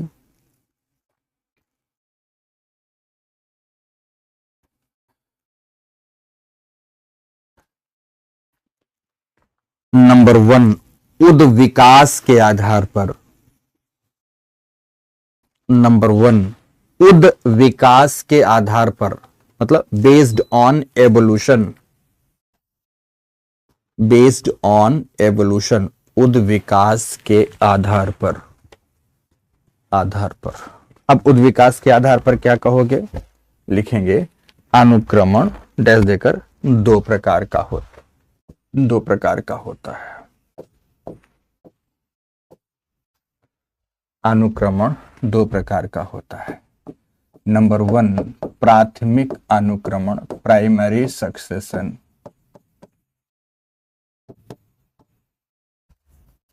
नंबर 2, द्वितीयक अनुक्रमण, सेकेंडरी सक्सेशन।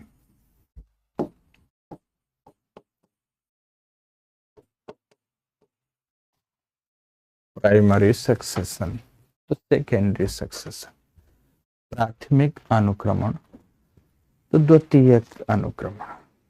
अब देखो दोनों क्या कहलाता है। मान लो ये एक भौगोलिक प्रदेश है। अब इस भौगोलिक प्रदेश में पहले कभी जैविक विकास नहीं हुआ, पहले कभी जैविक विकास नहीं हुआ, पहली बार जीव यहां पर विकसित होगा, पहली बार जैविक विकास होगा, जैविक विकास होगा। तो इसे कहते हैं प्राइमरी सक्सेशन। लेकिन दूसरा, यही भौगोलिक प्रदेश है, इस भौगोलिक प्रदेश में एक बार जीव विकसित हो चुका था, एक बार जीवन विकसित हो चुका था, लेकिन विकसित जीवन को हमने किसी कारण से नष्ट कर दिया, नष्ट जीवन के उपरांत पुनः अनुक्रमण। अब पुनः अनुक्रमण, अब ये कैसे हो सकता? मान लो कि यहां पर जंगल था, हमने आग लगा दी, जंगल पूरा नष्ट, और थोड़े समय बाद फिर से धीरे धीरे वनस्पतियां यहां खिलना शुरू होंगी, तो वो सेकेंडरी सक्सेशन है। और यहां देखो ज्वालामुखी फटा था और पहली बार मैग्मा या बेसाल्ट से मिट्टी का निर्माण हुआ, और इसके निर्माण के उपरांत पहली बार जैविक विकास हो रहा, तो प्राइमरी सक्सेशन है। ठीक है, ये बात आपको लिखना है। तो प्राइमरी सक्सेशन में लिखिए, प्राथमिक अनुक्रमण में लिखिए, लिखें जीवन रहित पर्यावरण में, जीवन रहित पर्यावरण में पहली बार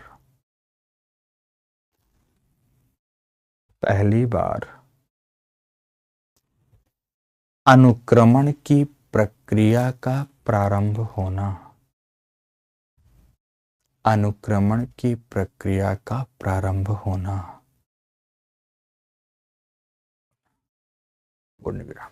अब दूसरा बिंदु लिखते हैं, सेकेंडरी में, सेकेंडरी सक्सेशन में पैरा चेंज करते हुए लिखो।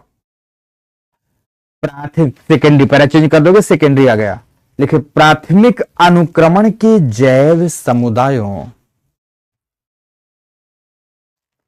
प्राथमिक अनुक्रमण के जैव समुदायों के विनष्ट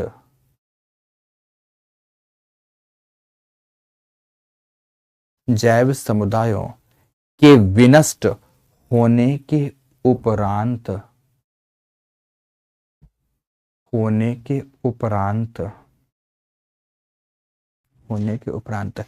पुनः अनुक्रमण प्रक्रिया का आरंभ होना।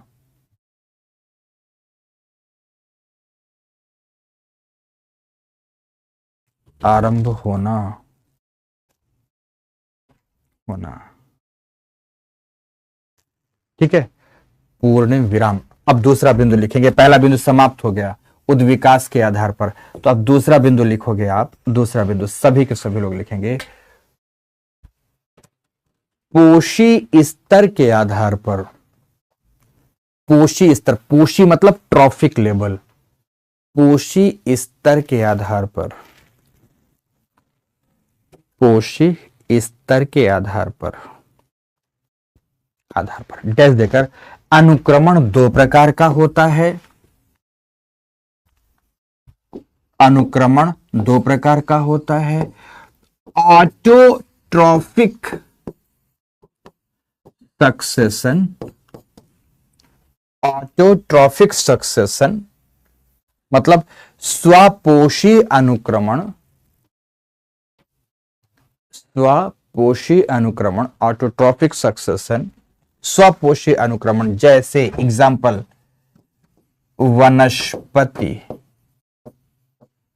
वनस्पतियों में अनुक्रमण, स्वपोषी। तो दूसरे नंबर पर हेटेरोट्रॉफिक सक्सेशन मतलब परपोषी, परजीवी नहीं, परपोषी अनुक्रमण, परपोषी अनुक्रमण। एग्जाम्पल, जंतुओं में अनुक्रमण। विकास या विकेश विषयन का किसका, विकास का तुम्हारा जो आया है, विकास सेन तुम्हारा जो आया है बेटा प्रश्न, तुम्हारे प्रश्न का जवाब दोनों में होता है। वहां क्लीमेंट ने इस विषय की चर्चा की थी, पर दोनों में अनुक्रमण होगा विकास। ठीक है बेटा, ओके, जैसे जंतुओं में। अब तीसरे नंबर पर आते हैं, तीसरे नंबर पर लिखे विकास के कारकों के आधार पर, तीसरे नंबर पर विकास के कारकों के आधार पर, कारकों के आधार पर डैश देकर लिखेंगे अनुक्रमण दो प्रकार का होता है।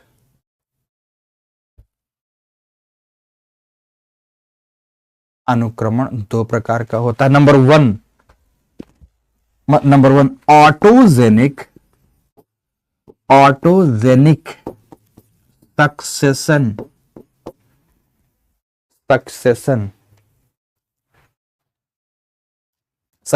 डैश देकर लिखे, जब वनस्पतियां अपने पर्यावरण को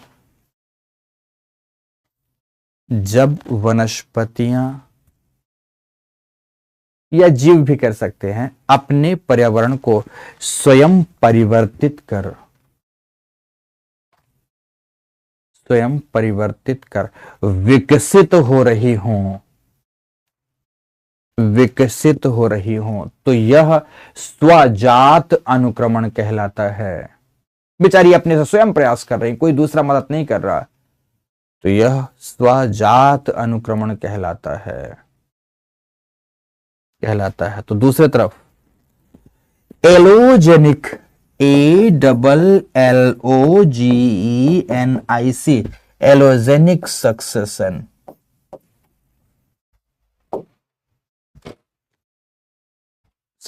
तो डैश देकर इसे स्वजात कहा था, इसे अन्यत्र जात कहते, मतलब दूसरे के प्रभाव से। लिखो, जब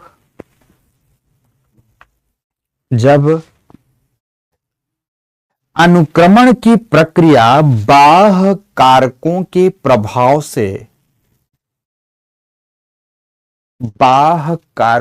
प्रभाव से घटित हो रही हो, जैसे मनुष्य ने हस्तक्षेप किया, मनुष्य ने खेत तैयार कर दिया, बीज बो दिया, सिंचाई कर दिया, अब अनुक्रमण की प्रक्रिया चल रही है। तो जब बाह्य कारकों के प्रभाव से अनुक्रमण की प्रक्रिया संपादित हो रही हो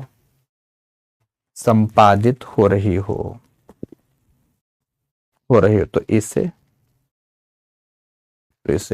अन्यत्र जात कहा जाता है। अन्यत्र जात अनुक्रमण। अभिलाष, ऑटोजेनिक का होता है स्वजात और एलोजेनिक का होता है अन्यत्र जात। स्वजात एवं अन्यत्र जात अनुक्रमण, पूर्ण विराम, अनुक्रमण समाप्त। तो ये था दोस्तों अनुक्रमण की टॉपिक, अनुक्रमण की कक्षा। अब सभी लोगों ने कहा था, एक बात पूछी थी कि सर प्रजाति की संकल्पना बता देना, तो सभी लिखो प्रजाति की संकल्पना। बहुत सरल, एग्जाम में कभी पूछ भी ली जाएगी, कभी नहीं भी पूछी जाएगी। प्रजाति की संकल्पना, प्रजाति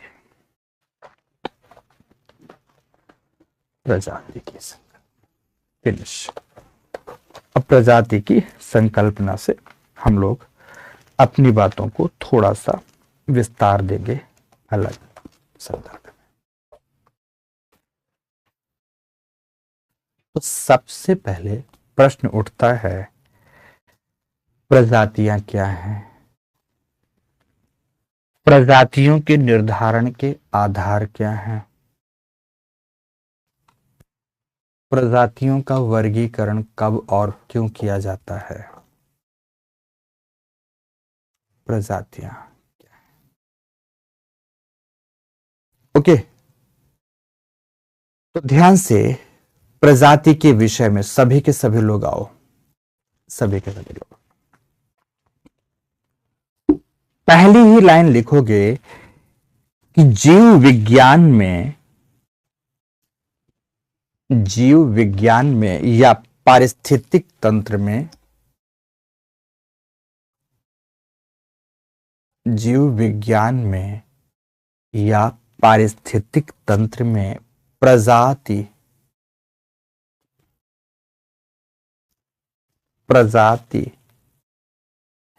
जैविक अध्ययन की एक मौलिक संकल्पना है।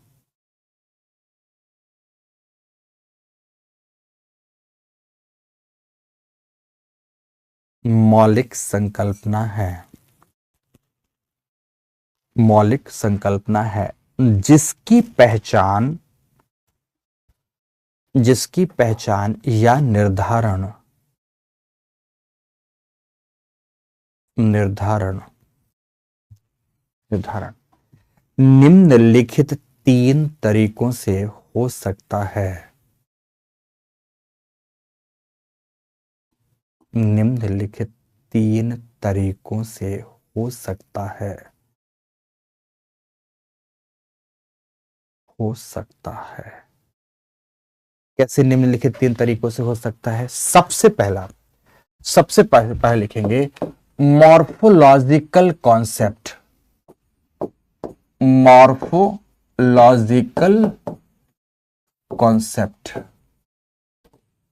Concept of species. Morphological concept of species.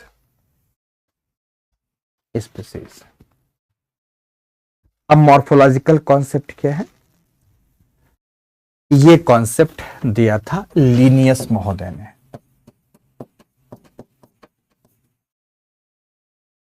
Linnaeus महोदय ने दिया था। लिनियस महोदय ने,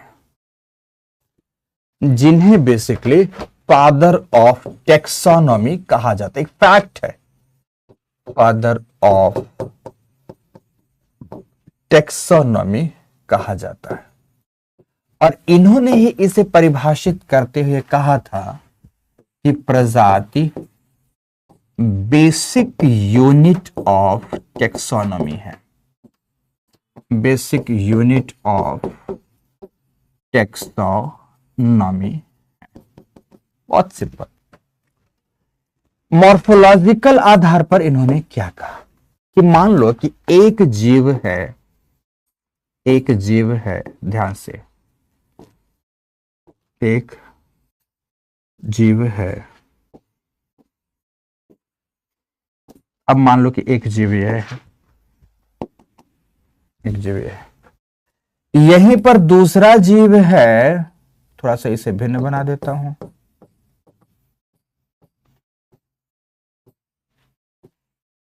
इसका पेट उतना पिटल्ला नहीं है, थोड़ा ये छरहरे बदन का है, कुछ ऐसा है। आपने इसे देखा और इसे देखा, इन दोनों की बाह्य आकृतियों को देखा, इन दोनों के बाह्य शारीरिक लक्षणों को देखा। इन दोनों की बाह्य आकृतियों और बाह्य शारीरिक लक्षणों को देखकर आपने इनमें समरूपता या विषम रूपता देखी। इनमें समरूपता या विषम रूपता देखी, और देखी गई इस समरूपता या विषम रूपता पर जब आपने कई जीवों को एक वर्ग में रखा तो दूसरे प्रकार के जीवों को दूसरे वर्ग में रखा तो वह एक प्रजाति का जीव कहलाएगा। जैसे अगर इन दोनों को देखा जाए तो यहीं पर लो, मैंने बना दिया, सपोज ये चूहा है। ये कौन है दोस्तों? यहां पर मैंने चूहे को बना दिया। तो इन्हें देखा जाए तो ये चूहे से भिन्न दिखता है। एक जीव आपके सामने यह है तो दूसरा जीव यह है। ये दोनों कई अर्थों में एक दूसरे के सिमिलर नजर आते हैं, तो इससे निश्चित रूप से यह भिन्न नजर आते हैं। तो इनके बाह्य आकृतिक लक्षणों को देखकर हम एक दूसरे से भिन्नता स्थापित कर सकते हैं कि यह एक पृथक प्रजाति का जीव है, तो यह एक दूसरे प्रजाति का जीव है।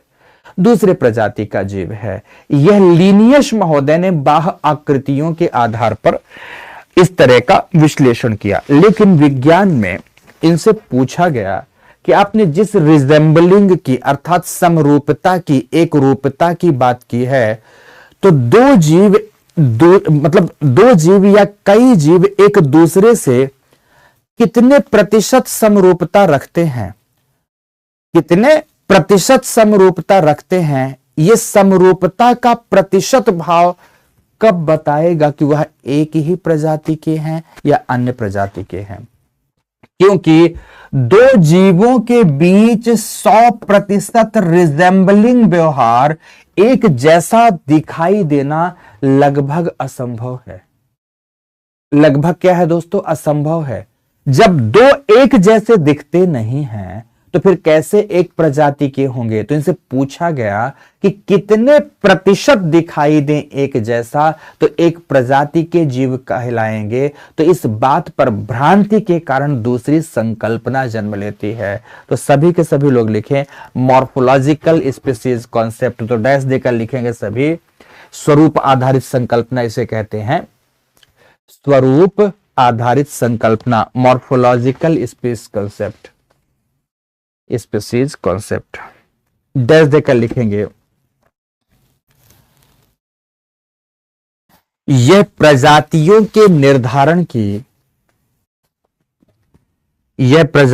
के निर्धारण की सबसे पुरानी संकल्पना है, सबसे पुरानी संकल्पना है, जिसके अंतर्गत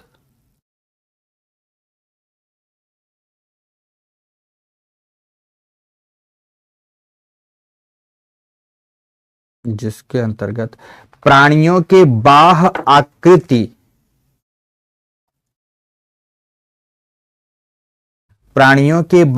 आकृति की मूलभूत समानताओं या भिन्नताओं, बाह्य आकृति की मूलभूत समानताओं या भिन्नताओं को आधार बनाया जाता है, आधार बनाया जाता है, पूर्ण विराम लगाओ, पैरा चेंज करते हुए जैसे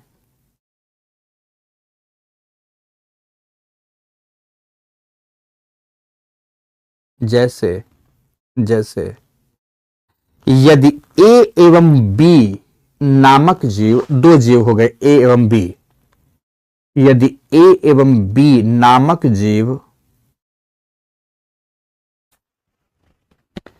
एक जैसे दिखते हों,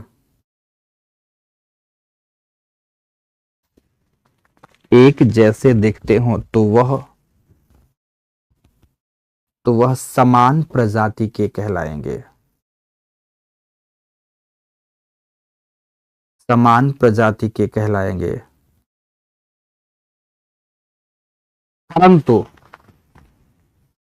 परंतु समरूपता कितने प्रतिशत हो,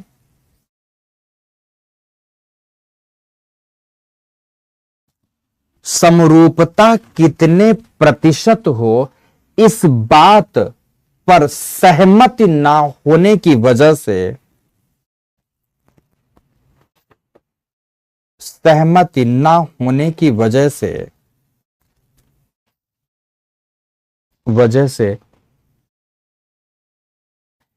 इस संकल्पना को पूर्ण मान्यता नहीं मिली, पूर्ण विराम। तो अब नेक्स्ट पॉइंट लिखेंगे, नेक्स्ट पॉइंट, ये पहली बात पूर्ण मान्यता नहीं हुई, ठीक है। अब दूसरी बात देखते हैं, तो दूसरी को लिखेंगे, दूसरे में बायोलॉजिकल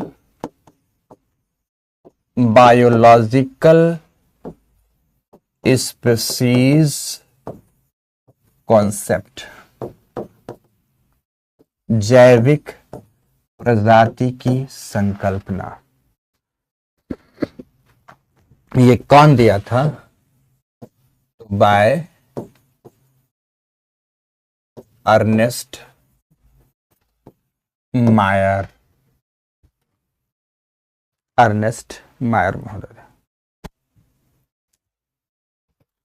अर्नेस्ट मायर ने दोस्तों जीवों की दो आवश्यक शर्तें बताई। पहली बताई कंडीशन 1, इफ, ध्यान से दो शर्तें बताई, इफ दे कैन इंटरब्रीड,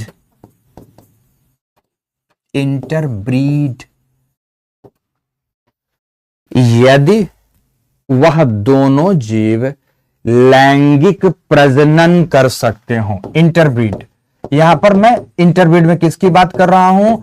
लैंगिक प्रजनन की बात करते हैं कि वैसे जीव समान प्रजाति के होंगे जिनमें आपस में लैंगिक प्रजनन की क्षमता पाई जाती हो, तो दूसरी बात, दोनों शर्तें फॉलो होनी चाहिए, दोनों शर्तें पाई जानी चाहिए। तो they can form fertile of spring, they can form fertile of spring, मतलब वह सफल संततियों को पैदा कर सकते हो।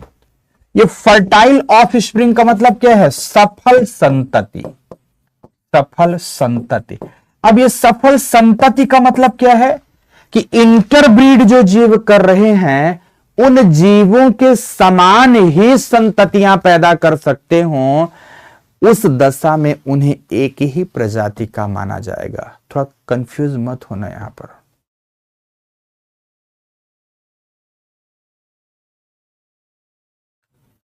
पहली शर्त कि वह जीव जो लैंगिक प्रजनन करते हो, पर लैंगिक प्रजनन से बच्चे पैदा होने चाहिए। और कैसे बच्चे पैदा होने चाहिए?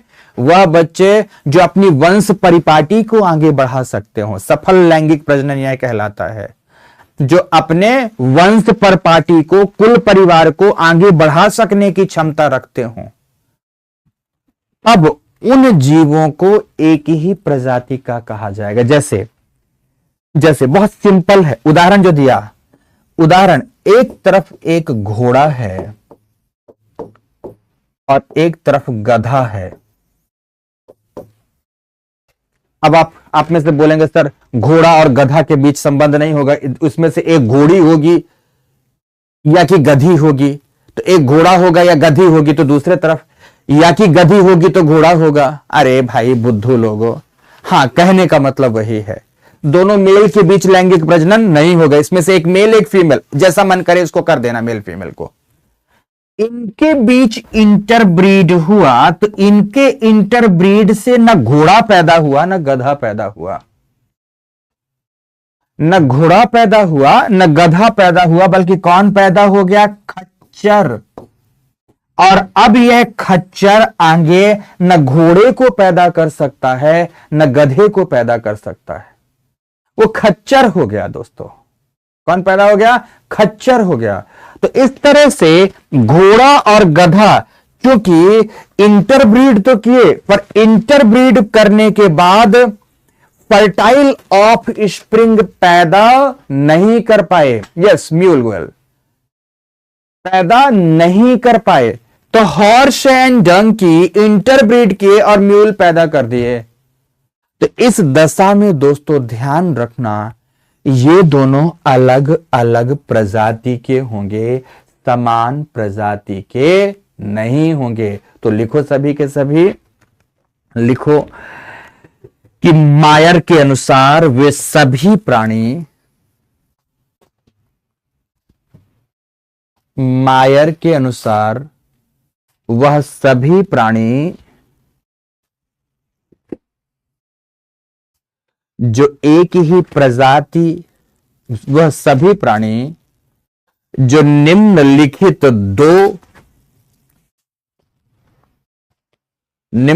दो शर्तों को पालन करते हों वह एक ही प्रजाति के कहलाएंगे।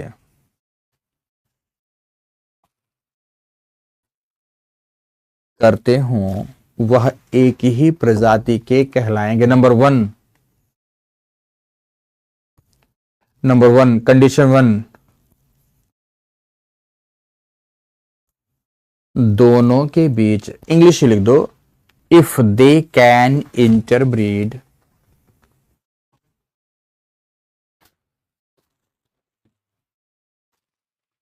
इफ दे कैन इंटरब्रीड, तो कंडीशन 2 लिखना, पहला तो इंटरब्रीड करना चाहिए, तो कंडीशन 2 हिंदी में मैंने लिख दिया है। कंडीशन 2 लिखना, they can form fertile of spring,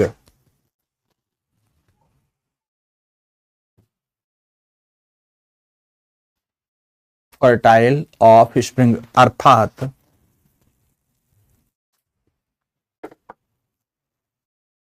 अर्थात जिनके बीच सफल लैंगिक प्रजनन, जिनके बीच सफल लैंगिक प्रजनन से ऐसी संततियां पैदा हों,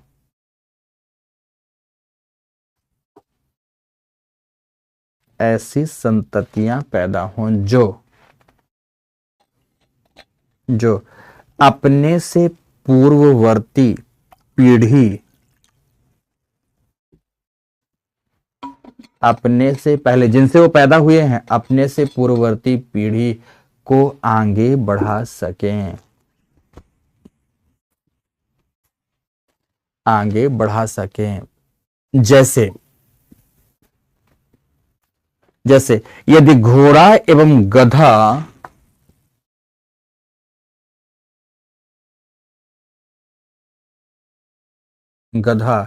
के मध्य प्रजनन की बात करें, इनके बीच निषेचन की प्रक्रिया हुई और प्रजनन हो रहा है, तो प्रजनन की बात करें तो खच्चर पैदा होगा। अब घोड़ा और गधी ना लिखिएगा, ठीक है। खच्चर पैदा होगा, पूर्ण विराम, खच्चर खच्चर अब ना तो घोड़ा पैदा करेगा एवं ना ही गधा। खच्चर अब ना तो घोड़ा पैदा करेगा ना ही गधा, इसलिए यह दोनों समान प्रजाति के नहीं होंगे, समान प्रजाति के नहीं होंगे। पूर्ण विराम, पूर्ण विराम। अब तीसरा बिंदु लिखें, लिखें genetic species concept, genetic species concept. तीसरे बिंदु में जेनेटिक स्पीसीज कॉन्सेप्ट, आनुवांशिक प्रजातीय संकल्पना किसने दी थी? लॉटसी ने दी थी।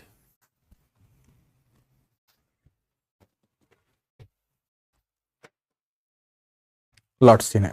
एक बात लिखो, फिर आगे समझाता हूं। लिखो, पीछे सुनना, लिखना बायोलॉजिकल से लिखना है। लिखें जैविक प्रजाति की संकल्पना अत्यंत उपयोगी थी, परंतु, अब इसको लिंक करूंगा, जैविक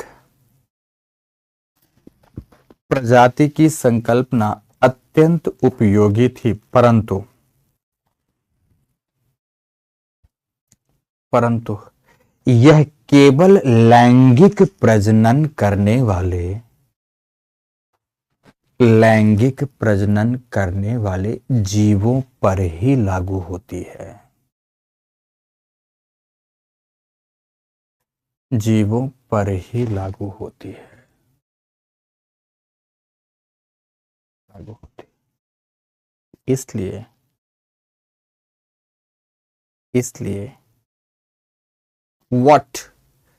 इसलिए अलैंगिक प्रजनन वाले जीवों में, अलैंगिक प्रजनन करने वाले जीवों में, जैसे सूक्ष्म जीव या वनस्पतियां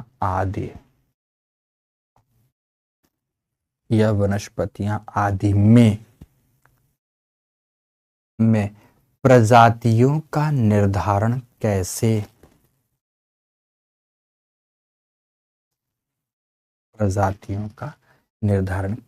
पूर्ण विराम, पैरा चेंज करो। इस बात के लिए लॉटसी द्वारा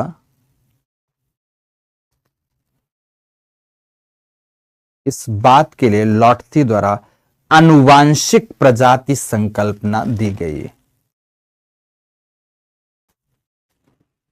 आनुवांशिक प्रजाति की संकल्पना दी गई जिसमें यदि दो जीवों की आनुवांशिक संरचना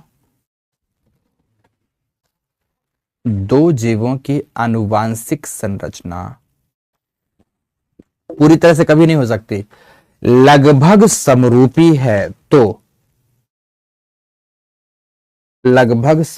है तो वह समान प्रजाति के जीव कहलाएंगे। समान प्रजाति के जीव कहलाएंगे। पूर्ण विराम। चूंकि जीन में उपस्थित डीएनए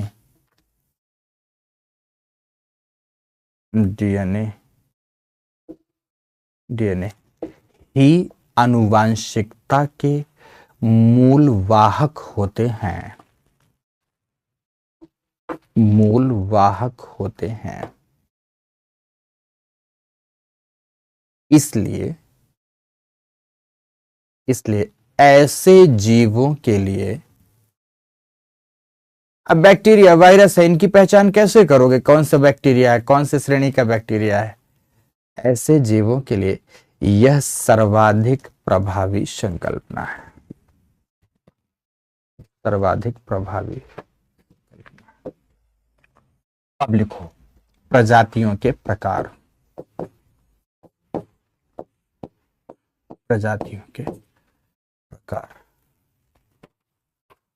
डैश देकर लिखोगे, डैश देकर प्रजातियों के प्रकार में पारितंत्र में उपयोगिता के आधार पर प्रजातियों को कई वर्गों में विभाजित किया जाता है या कई वर्गों में रखा जाता है।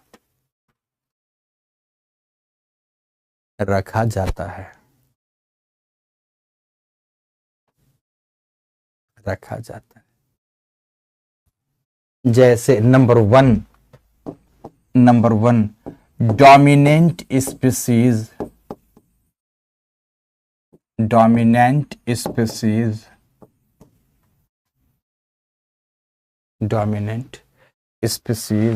तो नंबर 2 कीस्टोन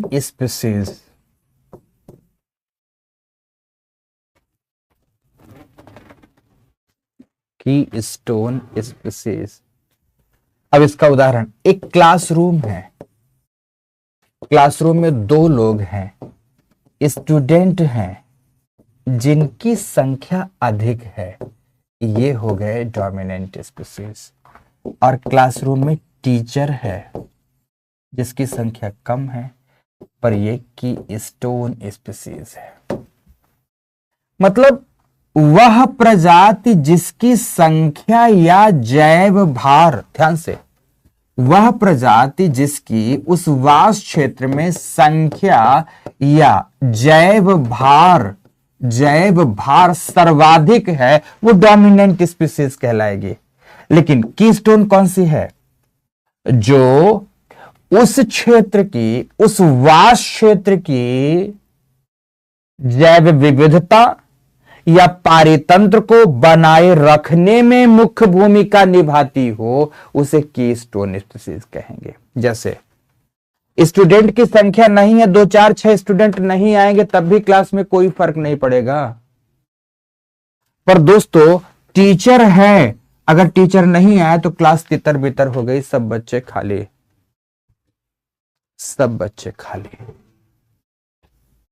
उदाहरण समझ गए?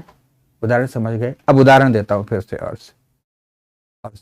अब इसमें पारितंत्र का कोई उदाहरण ले लो। पारितंत्र में मान लो यहां पर गाय है, हिरण है आदि।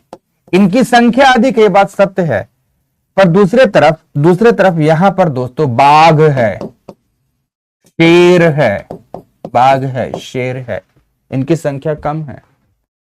तो दोस्तों ध्यान से, प्रेम गुप्ता तुम सच में यार बुद्धू हो, तुमको बुरा लगे तो सच में तुम बुद्धू के बुद्धू रहे यार, इतने दिन से तुम्हारे प्रश्न खत्म नहीं होते। जेनेटिक कॉन्सेप्ट का उदाहरण दे तो दिया, बैक्टीरिया, वायरस, फंजाई, जितने भी सूक्ष्म जीव हैं, तुम्हें बेसिक बात भी समझ में नहीं आती प्रेम गुप्ता। दे दिया, लिखवा भी दिया कि वनस्पतियां एवं सूक्ष्म जंतु आदि, और बार बार बोला भी कि सूक्ष्म जंतु जैसे बैक्टीरिया, वायरस आदि हैं, प्रोटोजोआ है, तो उनको कैसे देखकर आप अलग कर पाओगे, उनके बीच क्या लैंगिक प्रजनन पाया जाएगा। लेकिन तुमको हर बात पे ध्यान नहीं देना है और बेटा तुम कुछ भी पूछते रहते हो प्रश्न। ऐसे प्रश्न मत पूछो, ये तुम्हारी नादानी दर्शाती है। ये नहीं कि तुम्हारे प्रश्न में कमी, तुम्हारी नादानी दर्शाती है कि तुम क्लास को ठीक से पढ़ भी नहीं रहे हो, भले तुम दिमाग लगा के पढ़ते रहते हो। तो ध्यान से सुना भी तो कर बेटा, ओके, ध्यान से सुना कर और पढ़ते रह, ठीक, ओके। समझ में आ गई मेरी बात की नहीं? ओके, तो ये देखो ध्यान से कि इसकी संख्या अधिक डोमिनेंट हो गई, प्रभावी हो गई, बट ये अगर नहीं होगा तो पारितंत्र बिखर जाएगा थोड़े दिन बाद। कैसे? इनकी संख्या इतनी अधिक हो जाएगी कि संपूर्ण पारितंत्र की घास मतलब उत्पादक वर्ग को खा जाएंगे, और उत्पादक समाप्त तो पारितंत्र विनष्ट हो जाएगा। अर्थात इस पारितंत्र को संतुलित बनाए रखने में बाघ की संख्या भले कम है, परंतु इसकी भूमिका बहुत बड़ी है। इसीलिए इसे क्या कहा जाता है? कीस्टोन कहा जाता है। समझ में आ गया? कुछ लिखना नहीं, बस ऐसे लिखते जाना है ना। तीसरे नंबर पर बात आती है umbrella species. Umbrella species, umbrella species किसको कहते हैं? ध्यान से समझना। ये बेसिकली अम्ब्रेला स्पीसीज का कॉन्सेप्ट आए कैसे दोस्तों? कोई मान लो एक क्षेत्र विशेष है, और क्षेत्र विशेष में जीव जातियों को संरक्षित रखा जाना है। जीव जातियों को संरक्षित रखा जाना है, ठीक है। संरक्षित रखे जाते समय नोटिस करना, हमने अगर एक जीव जाति को संरक्षित किया तो उसके नीचे आने वाले सभी जीव सुरक्षित हो गए। एक की सुरक्षा से बाकी उसके नीचे आने वाले सभी जीव अगर सुरक्षित हो गए तो उसे अम्ब्रेला स्पीसीज कहते हैं। जैसे हमने छाता लगा लिया तो छाते के नीचे बारिश में जितने लोग खड़े होंगे सब सुरक्षित। तो अम्ब्रेला स्पीसीज, जैसे एग्जांपल बोलते हैं, हमने एक एलिफेंट रिजर्व लिया। क्या ले लिया? एलिफेंट रिजर्व ले लिया। एलिफेंट रिजर्व ले लिया दोस्तों। अब एलिफेंट रिजर्व में ये जो हाथी है, हाथी अपने आप में अम्ब्रेला स्पीसीज का काम करेगा, क्योंकि इसकी सुरक्षा के साथ, इसके संरक्षण के साथ यहां बाकी अन्य जीवों को भी सुरक्षित और संरक्षित रखा गया, इसलिए अम्ब्रेला स्पीसीज हो गया। कई तरह से इसका नाम आता है, कई तरह के। चौथा नाम आता है indicator species. Indicator species, species.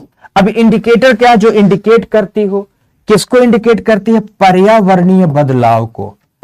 ऐसी कोई प्रजाति जो पर्यावरणीय बदलाव को इंडिकेट करती है, पर्यावरणीय बदलाव को प्रदर्शित करती हो, इंडिकेट करती हो, तो उसे क्या कहेंगे? इंडिकेटर स्पीसीज कहेंगे। क्या कहेंगे उसे? इंडिकेटर स्पीसीज कहेंगे। जैसे एक उदाहरण देता हूं इंडिकेटर स्पीसीज का, कि अगर कहीं कोई तालाब आदि है, तालाब आदि में लाइकेन की मात्रा बढ़ गई, तो लाइकेन की मात्रा, मास लाइकेन आदि जानते हो ना, तो लाइकेन की मात्रा बढ़ने का मतलब है कि वायुमंडल में सल्फर डाइऑक्साइड की मात्रा अधिक है। इसके बढ़ने का मतलब क्या है? कि वायुमंडल में सल्फर डाइऑक्साइड की मात्रा अधिक हो चुकी है। लाइकेन की मात्रा बढ़ी, तो लाइकेन इस संदर्भ में क्या हो गई दोस्तों? यहां पर इस संदर्भ में क्या हो गई? यहां इंडिकेटर स्पीसीज हो गई। ये इंडिकेट करती है कि पर्यावरण में बदलाव आ गया। दूसरा बताता हूं, मान लो कोई एक जल क्षेत्र है, पानी है, और पानी में लाल शैवाल प्रचुर मात्रा में फैल गई, जिसे आप लोग कहते हैं रेड टाइड। तो रेड टाइड ये बात कहता है कि वहां पर जल क्षेत्र में यूट्रिफिकेशन बढ़ गया है। तो यूट्रिफिकेशन बढ़ जाने को कौन प्रतिबिंबित कर रहा है? रेड टाइड प्रतिबिंबित करता है। तो वहां पर रेड एल्गी अपने आप पर इंडिकेटर स्पीसीज हो जाएगी। क्लियर हो गया मेरी बात? आगे चौथे 5वें नंबर पर इंडेमिक स्पीसीज। इंडेमिक नाम से ही स्पष्ट है, देशज कौन सी है? जो अपने स्थान, देशज का मतलब होता है इंडेमिक। दो शब्द होता है यहां पर, एक इंडेमिक और एक इंडिजिनस। दो प्रकार की प्रजातियां होती हैं, इंडेमिक और इंडिजिनस। मतलब ऐसी वनस्पति जो उसी स्थान विशेष की हो प्राकृतिक रूप से, जहां पर पाई जा रही है। ऐसी वनस्पति या ऐसा जीव जो उसी स्थान विशेष का हो, उसी स्थान विशेष पर है जहां पर वह प्राकृतिक रूप से पाया गया था, इंडेमिक है, बाकी और कहीं नहीं हो। इंडिजिनस मतलब, इंडिजिनस का मतलब क्या है? स्थानिक और देशज दो शब्द होते हैं। स्थानिक और देशज मतलब, देशज का मतलब वो हमारे ही देश या हमारे ही भौगोलिक प्रदेश की है। इंडिजिनस मतलब इसी स्थान पर इसकी उत्पत्ति हुई है, इसी स्थान पर इसकी उत्पत्ति। जैसे बासमती चावल बेसिकली दून वैली की इंडेमिक स्पीसीज थी। इसीलिए जब पेटेंट विदेशों ने कराया तो उनकी पेटेंट अधिकारिता समाप्त होकर उसकी पेटेंट अधिकारिता भारत को मिली। तो अगर कोई जीव जाति उसी स्थान विशेष की, उसी स्थान में पाई जाती जहां वह जन्मी थी, तो इंडिजिनस कहलाती थी। और उसी स्थान पर जन्मी और वहीं केवल पाई जाती है तो इंडेमिक कहलाती है ना? क्या कहलाती है? इंडेमिक कहलाती, बाकी और कहीं ना पाई जाती हो। ठीक, तो ये है दोस्तों, ये है। समझ में आ गया मेरी बात कि नहीं? तो इस तरह से अम्ब्रेला स्पीसीज, एक बार फिर रोहन देखना, छाता लगा लिया तो छाते के नीचे जितने लोग हैं सब सुरक्षित बचेंगे ना? तो एक ऐसी प्रजाति किसी जैव पारिस्थितिक प्रदेश में जिसके संरक्षण से उसके नीचे आने वाली तमाम प्रजातियों को सुरक्षा मिल जाए, संरक्षण उसको किया पर बाकी नीचे प्रजातियों को सुरक्षा मिल जाए, तो उसे क्या कहा जाता है? अम्ब्रेला स्पीसीज कहा जाता है। ठीक है रोहन? तो इस तरह से प्रजातियों को भिन्न भिन्न भिन्न वर्गों में विभाजित करके उपयोगिता के आधार पर अलग अलग नाम से इन्हें जाना जाता है। तो प्रजाति का भी कॉन्सेप्ट खत्म हुआ। तो इसका मतलब है कि इसी के साथ हमारा पारिस्थितिक तंत्र का टॉपिक समाप्त हो गया। याद करो आप सभी, पारितंत्र के बाद हम लोगों ने बायोम लिखा था। बायोम का टॉपिक दोस्तों किसी सैटरडे संडे पर हम आपको बढ़िया से रिकॉर्ड कराया हुआ है, रनिंग क्लास का टॉपिक है। मैं आपको अवेलेबल करवा दूंगा, तो कभी भी फ्री टाइम में पढ़ डालना। कल से हम लोग अपनी इस कक्षा में बायोडाइवर्सिटी का टॉपिक स्टार्ट कराऊंगा। बायोम अद्भुत रूप से कक्षा में पढ़ा है, अद्भुत रूप से पढ़ाया गया है। पढ़िएगा, ध्यान से पढ़िएगा, मजा आ जाएगा। ओके, अब आते हैं हम लोग अपनी नेक्स्ट कक्षा की तैयारी में। नेक्स्ट कक्षा हमारी जैव विविधता की होगी, बायोडाइवर्सिटी की होगी। आज की इस कक्षा को यहीं पर समाप्त करते हैं। धन्यवाद, बहुत बहुत धन्यवाद दोस्तों।